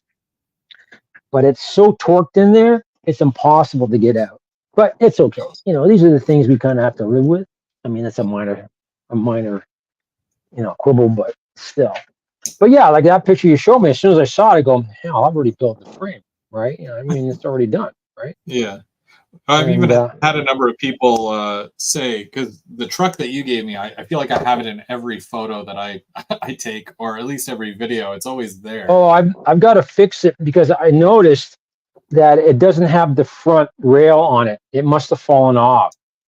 There's So a front rail. yeah, yeah. You know how when you put the truck on the track, there's the back rail that lifts it up, but there's also the front rail that picks it up. And I think yours broke off and is missing. So I have to, when I come down to visit you one day, I will fix that for you, and it'll take literally 5 seconds. So Oh, okay. to be to be prototypical and real, that's because it just bugs me because I noticed that going, oh man, did it fall off I somewhere? would, yeah, I would have never have known unless you said something.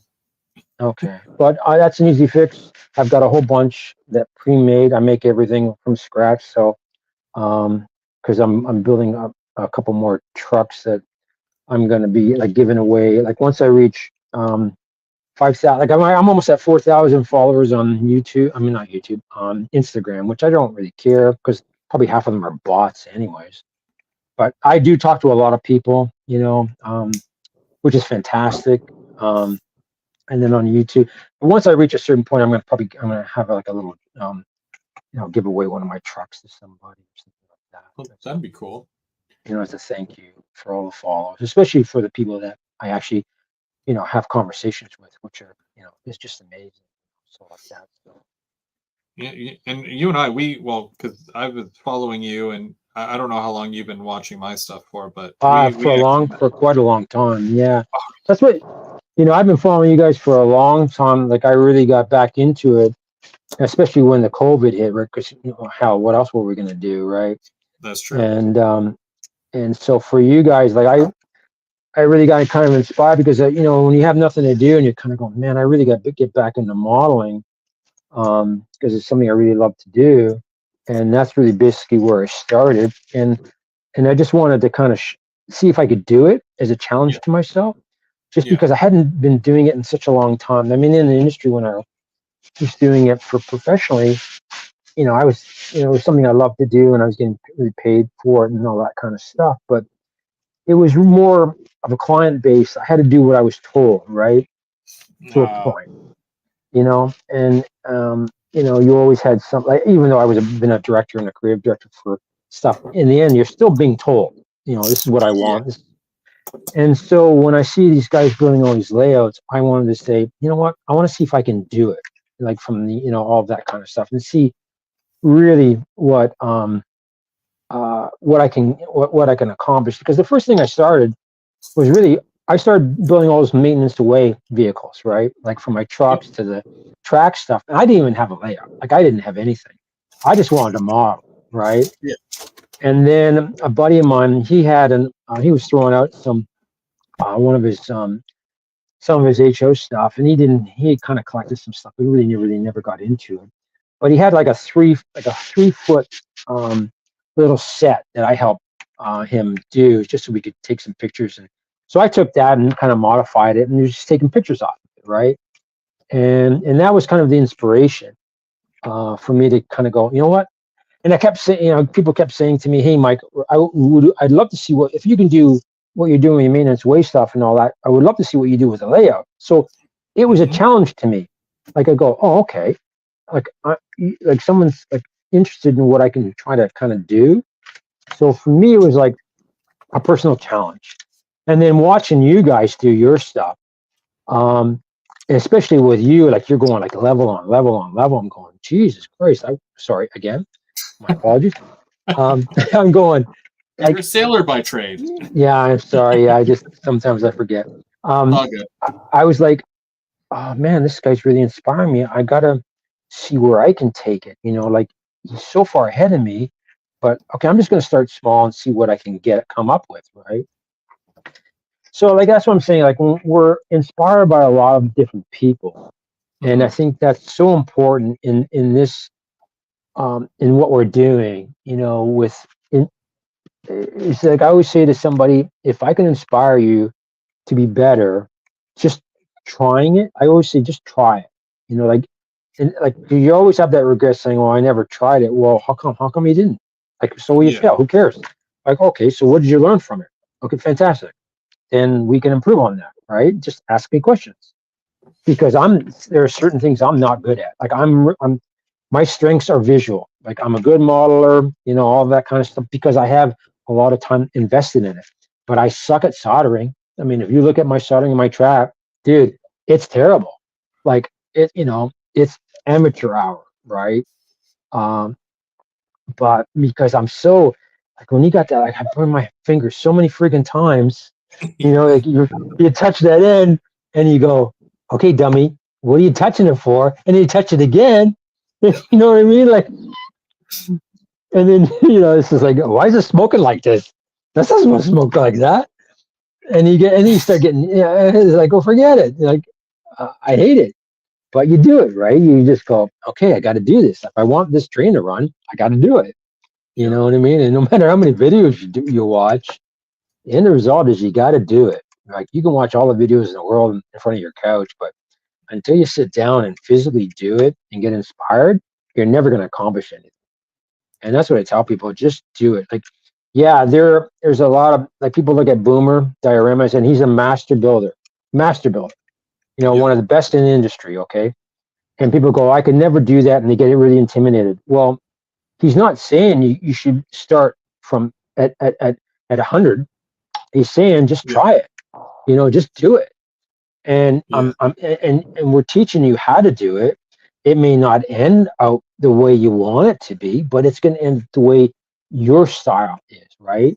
And as you become better and better, you will eventually reach a point where you become almost as good as he is. And people say, oh, I can never do that, or I'll never get that good. Why? If you do it enough times, you will be. The old adage is if you put 10,000 hours in and become a master. Yeah, that's so true. All right. It's like anything. I mean, with you and customer support, well, you're a master at it now, right? You've seen everything. You've heard everything. To you, it's old hand, right? It's like anybody, from an electrician to a carpenter, all those guys, to plumbers, to modelers, to whatever. You do it enough times, you become an expert at it, right? So, absolutely. And then people look at you going, wow, hey, how can I learn from you? Or how can, what about this? Or what about that? I mean, I ask you questions like, what do you think about this locomotive? Because you have so many, you've been through it so many times. What do you think? Right? Like I'm thinking about getting the Bowser one. So what are your opinions? Like pros and cons. You're going to tell me. Like you're going to tell me, oh, Mike, okay, I really like this, but I had issues with this. Or watch out for this.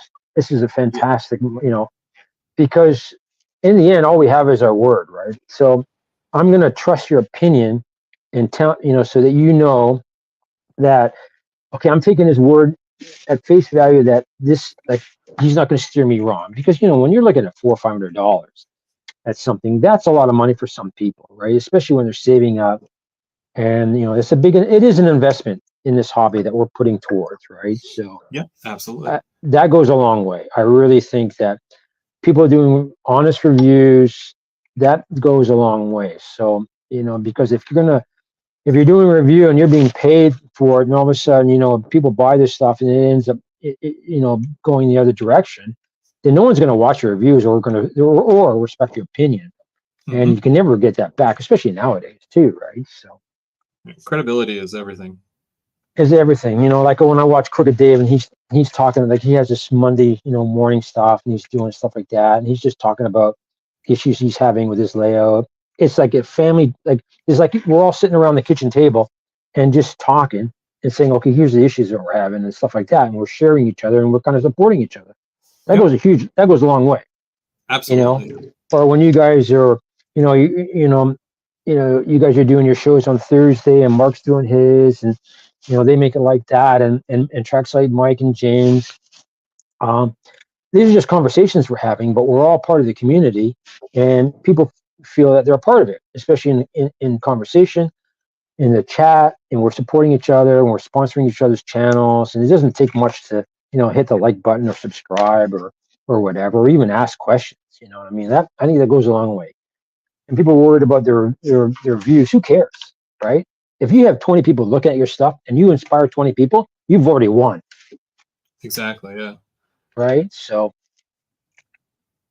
that's, because I know you've been doing it a long time and, you may not have 20,000, 30,000 followers, but the followers that you do have, you've built up a community of people that trust your opinion. And that goes a long way, buddy. So it's inspired me. That's for sure. I wouldn't be here talking to you today if I didn't believe in what you're doing. So Well, I really appreciate that. I think one of the the best things about this is that we can openly share our love for the hobby, and no one will ever disagree with what you're saying because the reason why they're here is because they feel the exact same way.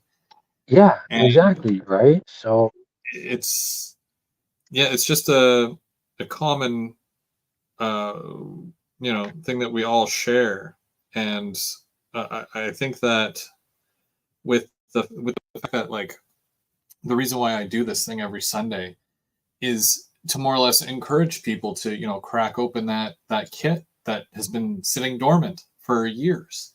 You know, yeah, pull out some cars and see if you can weather them, or do a little graffiti on them. yeah. I There's mean, always something to do. like if I miss somebody's show, when I'm doing something like this, I'll put YouTube on and I'll listen to you guys, right? So it's Yeah, background noise for me, right? And yeah, then like listen to the radio or whatever. There's a conversation. So to me, it's like having you guys in the same room with me, and we're all doing the same thing, you know. And I'll look back, if I'm because my, this TV's behind me, but if you guys are showing something or whatever, I'm going, oh, that's interesting, and I'll stop and I'll kind of look at it, and I'll go back to mhm, what I'm doing. But I've got these friendly voices in the same place at the same time and doing the same thing that I'm doing, for the love of the modeling. And that goes a long way. And I don't think a lot of guys, or I shouldn't say guys, there are women in the hobby too, but everybody, and that kind of inspires everybody because a lot of people don't realize that they're on YouTube all the time and they're doing stuff and they're looking at their views. They're, oh, well, nobody's really watching, nobody's coming, nobody's liking. Well, there are a lot of people that do appreciate what you're doing, even though it may not show in the numbers, right? So I always tell yeah, people, don't get discouraged. Just do it for you. This is a this is something like a time capsule so that you can look back and say, look what I accomplished, right? Look what I built in years or and stuff like that. That's all. That's what you should be doing. You should be doing it for yourself yeah, at first and foremost, and then those who follow you or those who message you or compliment you or whatever. Then you're gaining an audience, but that's the audience you want to have, right? yep, I'd rather have a absolutely, few people who watch me and talk to me than a bunch of doorknobs that don't care and just want to make negative comments because yeah, they feel that they can do that because they can't do what we're doing or never even try to do it. So yeah. Yeah, it's tough sometimes because like when you're putting yourself out there, you're often openly putting yourself at somebody's mercy to kind of openly criticize about what you do or how you do it. And I yeah, know that everybody has their own way of doing things, and that's totally cool. But it's just like the whole debate on, oh, well, what's better, Digitrax or NCE, or yeah, what's better, exactly. Box Sound or Soundtracks or whatever. It doesn't really matter. No, Most of the guys up here all use Digitrax, and that's cool. Most of the guys down to where you live I'll use And I use NCE, yeah, because it's easy. yeah. I don't So have time to fuddle with electronics. I just want it to work. Do you know what I yeah, mean? Like, and I don't have a massive layout. So for me, the reason I got NCE because it's user friendly. Like, keep it simple, stupid really works, dude. Like I just want to turn it on.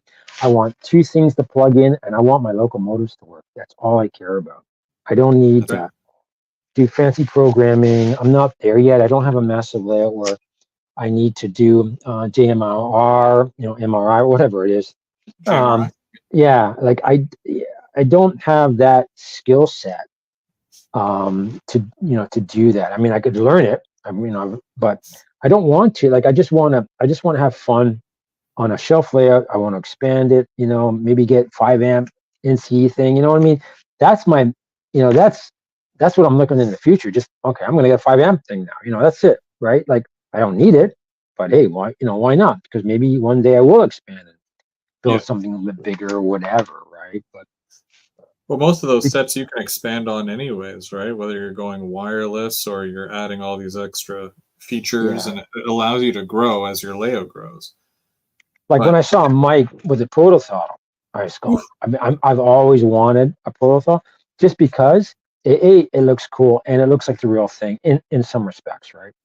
yeah, But yeah, the price point right now is a little prohibitive for me because of the amount of stuff. Basically, you're looking at least once you buy the throttle and then you got to buy the adapter for the NC thing. You're looking at least $1,000, right? yeah. I Oh think yeah. maybe probably a little bit more. Like, I'm thinking, do I really like? I could buy how much? Like, I could buy two locomotives for that price. Yeah. Like In that's some my cases, three, depending on the brand. But yeah. Like, I've already got a controller that I love. It's easy to use. Um, and I'm envious. Sure, I would love to have something like that, but do I need it? Right? And that's kind of the. I always tell people, oh, I wish I had this. I wish I had, but then I always say to them, but do you need it? Like, do you need it right now? Is it gonna, is it gonna sit? Are you gonna use it, or is it just gonna sit on your shelf and look pretty for, and then you kind of walk by it every time going, boy, I really wasted my money on that one. You know what I mean? yeah, So, I mean, you got to kind of decide, is it something you're going to run all the time? Like, I there's think I some have clubs that they use those as their controllers because you what can have a bunch of. the protothrotles. Yeah. Oh wow, really? Some. Yeah. Oh yeah. But yeah, see, at first I was like, yeah, it's a novelty. And then just like you said, when you're watching, other people using it and whatnot, you're like, oh, damn, that looks fun. It does look fun. Like, Mike just raves about it, and I'm going, Yeah. man, like, really, like, you really you are convincing me to get one. I don't need one, Hmm. and but it is on my like wish list. But it is way, like you said, it's on the bottom. Like, Yeah. it's like I have other things that I want to do. Um, if I jump into a ton of money, yeah, maybe I'd get it, but I don't know. It's just something I don't really need, and but it is a want, but just like a lot of things, right? So Yeah. And it's like the more you look into it, the more you're like, okay, well, every store has a special run. Like Otter Valley has the gold one and the pink yeah. one. And then Spring Creek has this red one. And I'm like, I love the red one Oh yeah, the because red one's really nice. oh, Yeah. and I was when I was at Springfield, I had it in my hand and everything, and I'm like, Oh really? it might get me out of here. That's hilarious. Because I mean, I told Bernard because he wanted me to go, but I couldn't go because of some family issues. But um, because I look after my elderly parents full time, so they're in their late 80s and they have a lot of medical issues. So I'm their primary caregiver, so I couldn't go. But um, I told them if I went, I would have a budget, say $1,000. I'd probably end up spending $3,000. You know what I mean? Yeah, Because watching all those videos, like Mike walking around or Humanity Junction, which he did a phenomenal job on that camera setup. It was the easiest one to watch without bouncing all over the place. But I was like yeah, looking at all the booths going, oh my God, I want that. I want that. Oh, I need that. Like, yeah, it would have been a kid in a candy store. That's for sure. You know what I mean? So, But you have to have a certain level of restraint when you go there. Yeah, I don't know how anybody does, to tell you the truth. I just Yeah, don't know how you would not go in there and spend like a lot of money. Like it's just yeah. crazy. It's tough. And the first thing I always do, and this goes for any show, not just that one, is that when I'm looking at the prices, I say, okay, well, can I get it cheaper or less expensive from like Otter Valley or anywhere else? Oh yeah, that's true. Can I even get that in Canada? If you especially if you're going to a store in the States or a show in the States. So for me, like the no-brainer was getting the super trees because first off, they don't really ship to stores and they don't sell in Canada. So I'd have to get Oh, them they mailed don't. to me. Oh, oh, really? I thought they did show some. That's really weird, eh? Yeah, they said that all because of like supply and demand. So I don't think there's a Oh, lot of okay. people that work for them. So Oh, I they see. Is it like like a family business or? think so. Okay. But yeah, the demand is too high for them. So I mean, they sold out in one day of those super trees. That's why Yeah, you my guys are saying that's like crazy. yeah, like we went before the show even opened and we grabbed our stuff because we knew if we waited until Sunday that we would have been scraping the bottom of the barrel there. So Oh, we really? Yeah. I yeah, mean, and it looks phenomenal. I mean, they look great on the layout. So from what you guys are doing, so it looks like you guys have been really pleased with the product. So, and that's the main thing, right? that'll be the thing that I basically go back for every year because I know that it's worth it. Yeah. Yeah. I think if they can save you time and plus they look so natural, Yeah, like real trees, yeah, then it's worth it, right? yeah. I Oh yeah, mean, and do you it's not think, even that bad of a price too. yeah, you think Otter Valley might carry them, or is that maybe a possible, new? I guess you can't really say, but No, like because like I said, Lauren, come on, we have to get these. Like I don't want to have yeah, to wait 365 days to go back to get another box, right? Because I'll get like I only got one box, but I'm yeah. kicking myself. I should have got like two or three because I went through one box pretty good and pretty quick. So you're So empty. You already done all your trees. Like you don't have any more stuff. Wow. So in the one box that was 40 US, I got about anywhere between 55 and 60 full-size trees.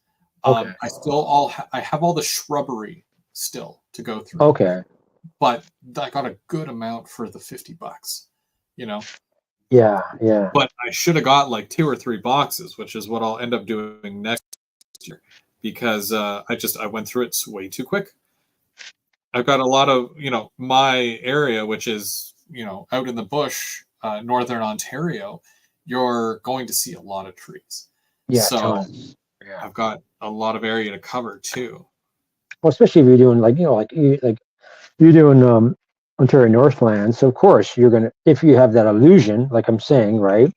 Then to match what you're modeling, then of course you're going to have an area that's saturated with trees, Yeah, right? Even if you see, example, like you're doing that lumber mill, right? If you yeah, saturate that whole area with trees, and because it's a lumber mill, it brings up the believability of the Ontario Northland delivering, lumber cars and stuff like that, even more full, right? yeah, Especially when it's highly detailed, because then it really brings the user or the person that's watching you into the scene even more. absolutely, yeah, And those trees look phenomenal on the layout, right? I mean, a lot better than just the plastic, trees that existed from before that people buy, and it just again it takes out that realism away because they just don't look, right. I mean, yeah, they're great placeholders and so on like that, but to really make the scene seem more viable. Really kind of need something like that, or make your own trees, which Mhm. I would love to do, but I just don't have the time. And also if you find that you're not good at doing things like making trees, honestly, doing a super tree, even if you did just one tree, you'd feel like an absolute professional. Yeah. I have got zero experience with doing stuff like that, except for the fact that I've tried the what is it called, the woodland scenics trees, and I hated them. I was not a fan of those at all, Oh, and really? that was the extent of my experience with them. And after doing the super trees, I don't think I could ever use another tree ever again after that.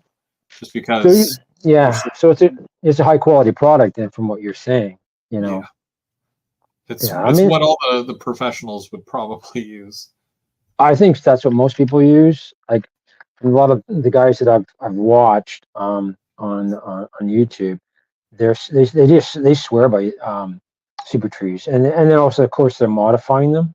Yeah, So you know, and that's the key is like they're kind of you know using it as a base and then kind of you know building it from there. So which I think yeah, is just you're really brilliant, making it right? your own. Yeah, Yeah, I absolutely. think that works out really, really good. Oh yeah, you know the new M420s that are coming out. The I Yes, think Otter Valley's got one of the their own, OSR. which yeah, the OSR one, which looks really nice. Are you getting any of those, or is that on So one of your wish lists? I have one from the first run, and let me tell you, that was probably one of the best running locomotives I have ever owned.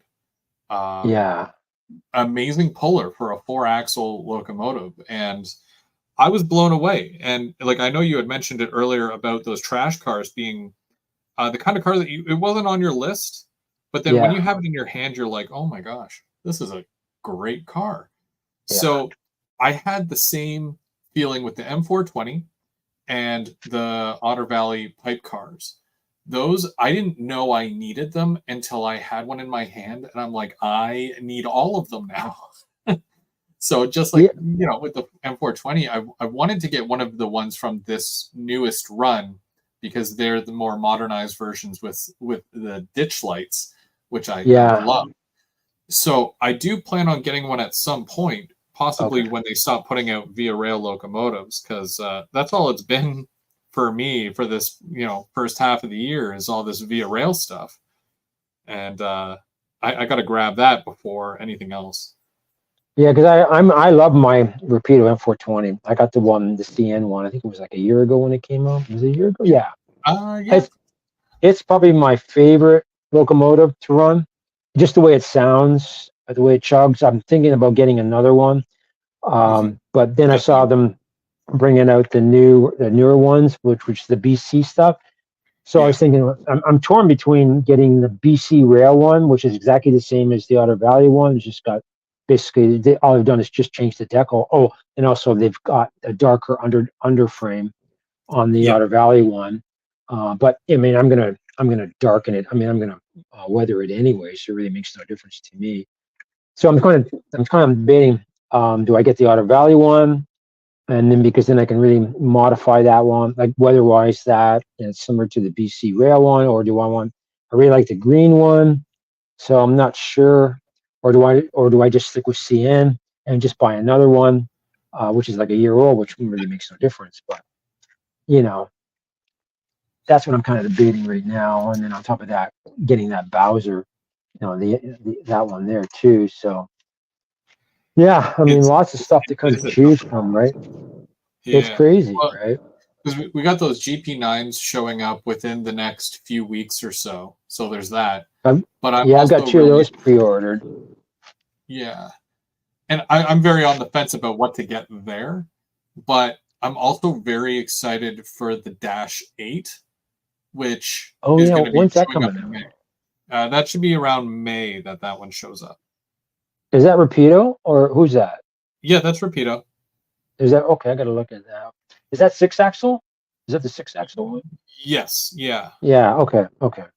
So I don't know, you might have missed it when they did I it, must but have they missed did it. Yeah.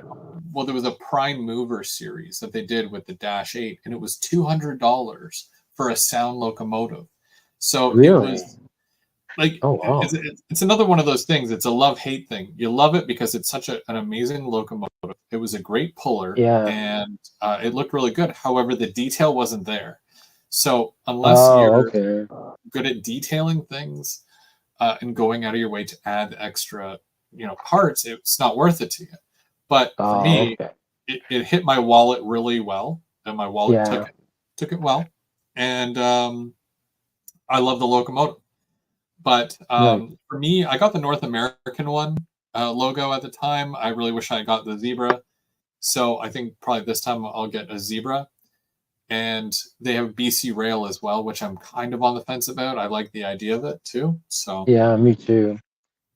it's Because in, yeah, that'll fill in with CNs. Well, it could build both actually, because I've seen them run both. yeah, BC on CN and on CP. So I get it really, I don't think it really matters. I mean, some people are really adamant about okay, it's got to be at 12 o'clock and you got to run this and I know, forget it. I can't. I yeah. don't know how people do that. Like, okay, I'm modeling September 7th at 3:30 p.m. and it's sunny with some clouds in the sky. That's that. What you're doing? What? Yeah, I'm only collecting locomotives and rolling stock on that. Okay, The I guess I only can't thing bring. I've That's done in crazy. that respect is just trying to keep it more modern, so the 1980s and up. Yeah, And yeah. then as for the layout style, starting in mid September to mid October as you go higher up the layout. So the top of the level will have all your bright colors like your oranges and your red Okay. leaves Okay. and whatnot. So that's the Gotcha. only real parameters that I'm sticking to. Other than that, it's open season, right? Like Yeah. you see a Nice. locomotive you want, it's good. If it's good, get it. That's it. Yeah, that's what I always tell people. Just enjoy what you got, and it'll work out that way. So, Yeah. oh, thanks. I gotta get going, Chris. But thank you very much for letting me join today, and I hope everybody learned something from us. That'd be fantastic. And Yeah. I Thank you enjoy for. I enjoy your Sunday builds, and I will definitely log on more for you. I just had the time today, so I thought, hey, I'd jump on and say hi and share some wisdom with you and stuff like that. Oh, I just noticed I broke these two. I have to fix that. Oh, that's easy to fix. That's cool. I definitely Yeah, appreciate the. send me. Actually, I'll send you my contact information, like my phone and email, and and just send that picture to mikehotrains@gmail.com, Oh, and okay. then I will let me see what I can do. Sounds good. I appreciate it. All right, buddy. Take care, and everybody, hi in the chat. I sorry I couldn't respond to anybody in the chat because I can't see it on my phone. So, but all the best, everybody, and I will talk to everybody soon. See you, Mike. Mike HO Trains. If you don't already follow him, definitely do that. He's on Instagram. He's on YouTube. He does a lot of reels as well. The reels are always fun. And you get to follow along and see what he's working on, see what he's up to, because he's always working on those nicely detailed parts. We're going to wrap it up soon because, usually do 2 hours. Can't believe 2 hours just flew by today. Oh my gosh.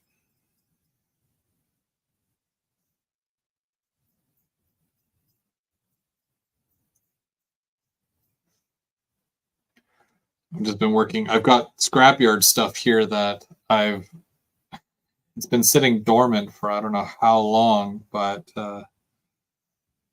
it's definitely something that needs to get done because it's quite a bit still to do with the layouts. So it would be nice to finish more of my industries. Hello, Sweden. I think there was a couple of comments that I might have missed. I know somebody asked me what color I was using for the pipes. I won't be able to find it now. So I'm pretty sure it was Floyd. I think Floyd asked me what color I used for my pipes. So these are my pipes. They're made from straw, and there was two questions. So this is the color I use. I just use this is from the dollar store, right? It's just your basic turquoise, and I don't mix anything into it. I as it is right into the container, and then right onto the straw because it's a white straw, so I don't have to do too much to change the color of that. And then I saw a question asking, what am I using to wrap the bundles with? So to answer that question, what I use is, well, it's like string. It's literally just black string, but the specific one that I use came with the Woodland Scenics telephone pole system. So it's not just any old string. It feels like it's a bit thicker. So that's why I feel like it sticks out a little bit better on the bundled load. So because I've already put up my telephone poles, they give you like spindles of that stuff. And I use whatever I've got. Like I save everything. And I basically use whatever I had left, and I tie a little. I do 4 ties. So I do 2 for the top 2 loads, and then for the bottom 2 loads as well, and making 4 wraps in total. And then I tie them, and then I put a little bit of glue, and I snip off the extra string just to make it look like it's tied, but all the tie stuff is hidden underneath.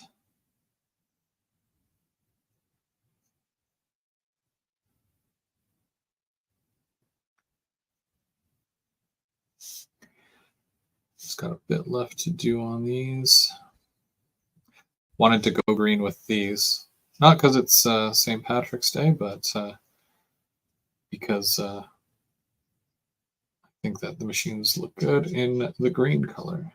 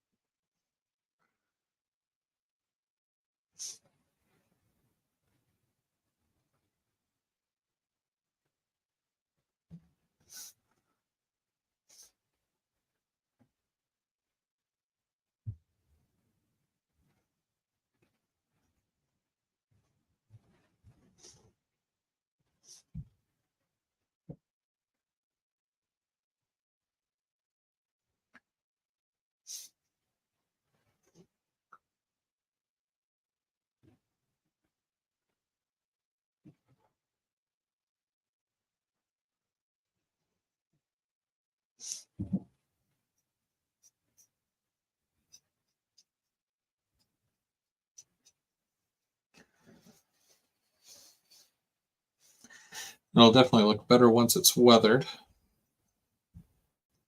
But for now, doing them in the green will be all right. It's so quiet now.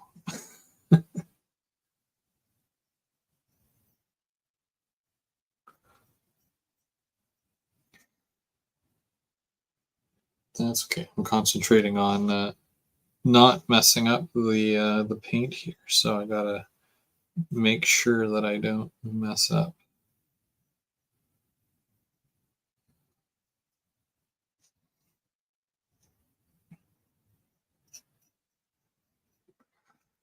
So this week, so we've got James and Mike, and they'll be going live tomorrow night because it's Monday night, and they always do Off the Rails Monday.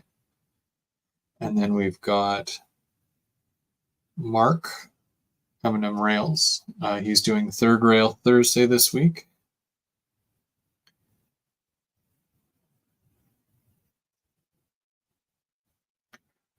Keeping in mind this whole schedule change thing for me doesn't happen until April. So I think we've got either 1 or 2 more Sundays till my schedule goes all wonky. But I'm going to try to do as many of these brunch builds as I can, even after the schedule changes. Even if I do not so much a brunch build, but an evening build. And then, of course, I do plan on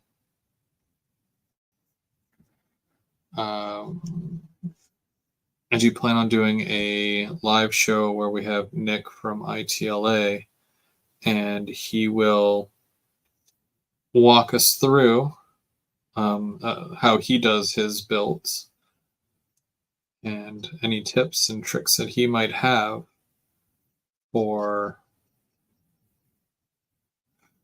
doing wood kits, because I've basically never done a wood kit before, and I know that some people might not have either. So that'll be fun. And then we'll do a group kit build where we all work on a similar kit.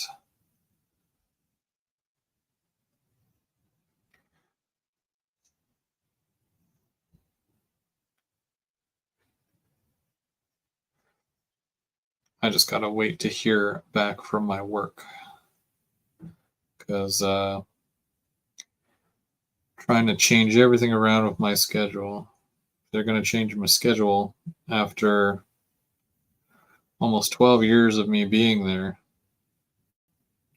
Then they might as well change it to benefit, me. Help me out.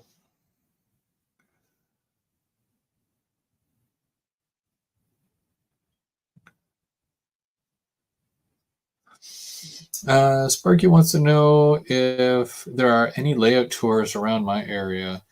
Not that I know of. I think there used to be one.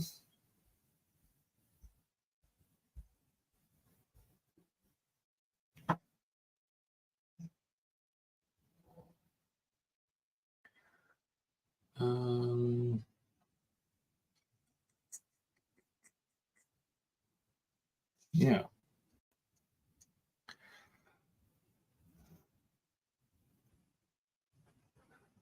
Not too sure. It would be cool to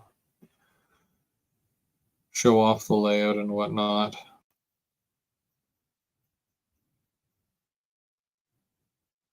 think I want to get my layout a little bit further along first, though, before I do that.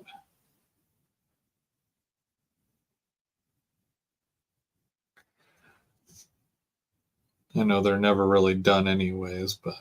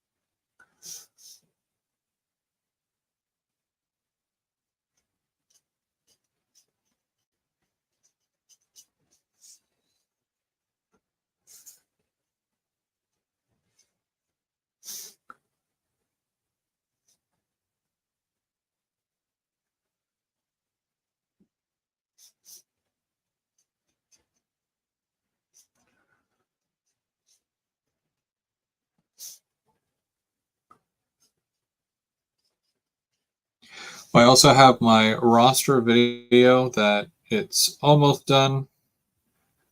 I'm going to see if I can get that out this week.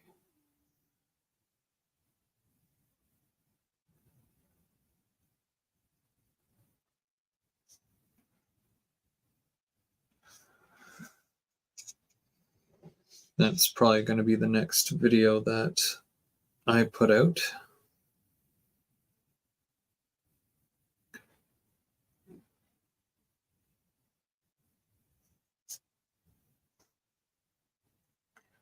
Okay, here we go.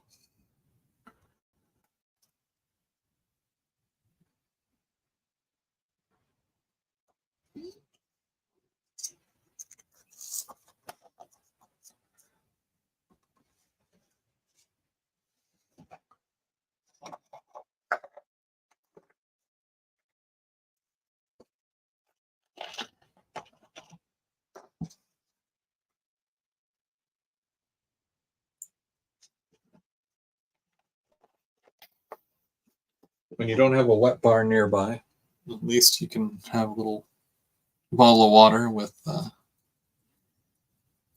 little cup to just wash your brush off. Did you replace the lights with the engine fueling kit by Walthers? I have that kit, but want working lights. Well, what kit is this? The engine fueling kit. Oh, okay, yeah, the big kit with it's like a giant platform basically. So what I did was I got the Woodland Scenics lights. They've got a wood pole, and you can add the extension to them to make them a little bit taller. And I had to drill out a bit of a bigger hole where the other light was going to be. My whole thing is, instead of it being 3 wide, it's 2 wide. So I had to make it a little bit longer, and then I put 2 lights here and then 1 light here, and then I put a giant long elevated walk platform for the fueling. It's for tank cars. It's not fueling for a locomotive. So tank cars pull through there, and then they get loaded up by the racks. But yeah, when I did that, I drilled the hole a little bit bigger, and I was able to glue in place the Woodland Scenics light. And then I just drill the holes for it to go under, and I attach them to the little light hub at that point. So there is a bit of work to it to customize it, and depending on how many lights you want to add, but it looks fine. It's bright enough, and if you spread them out, or have them in a way to light up specific areas, then it'll look really good.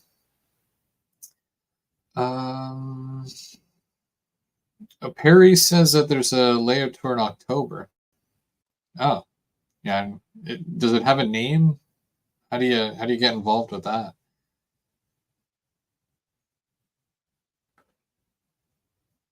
Yeah, Perry's up towards me. He's probably about 30 minutes away from me.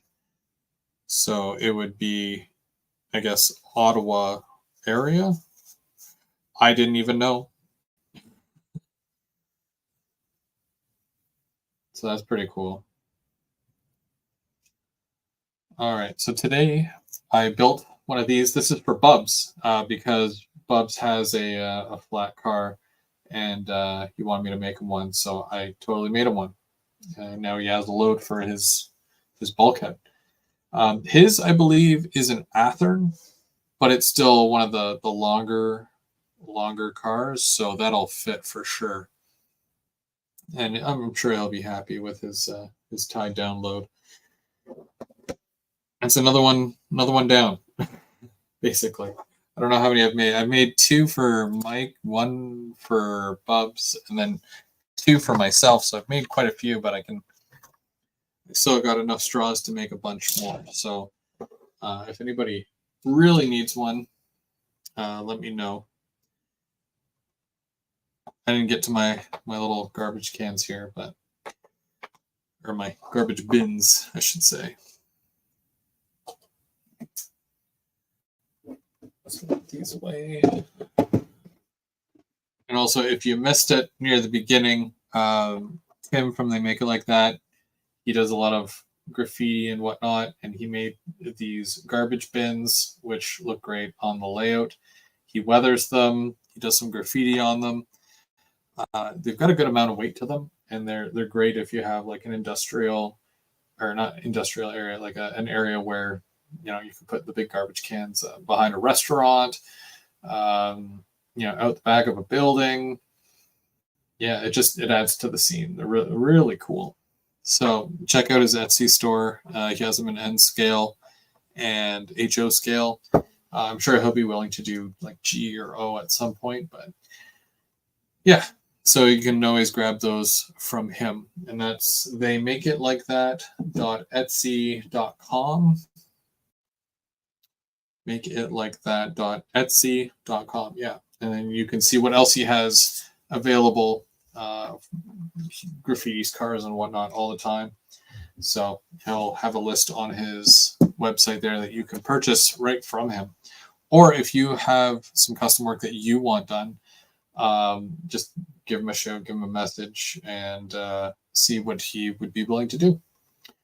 But that's it. That's it for me for today. Happy St. Patrick's Day, everybody. Be safe. Don't drink and drive. And we'll see you tomorrow night on Mike and James's live. And then we'll be back here next week. Until then, happy modeling, everybody. You have a great week.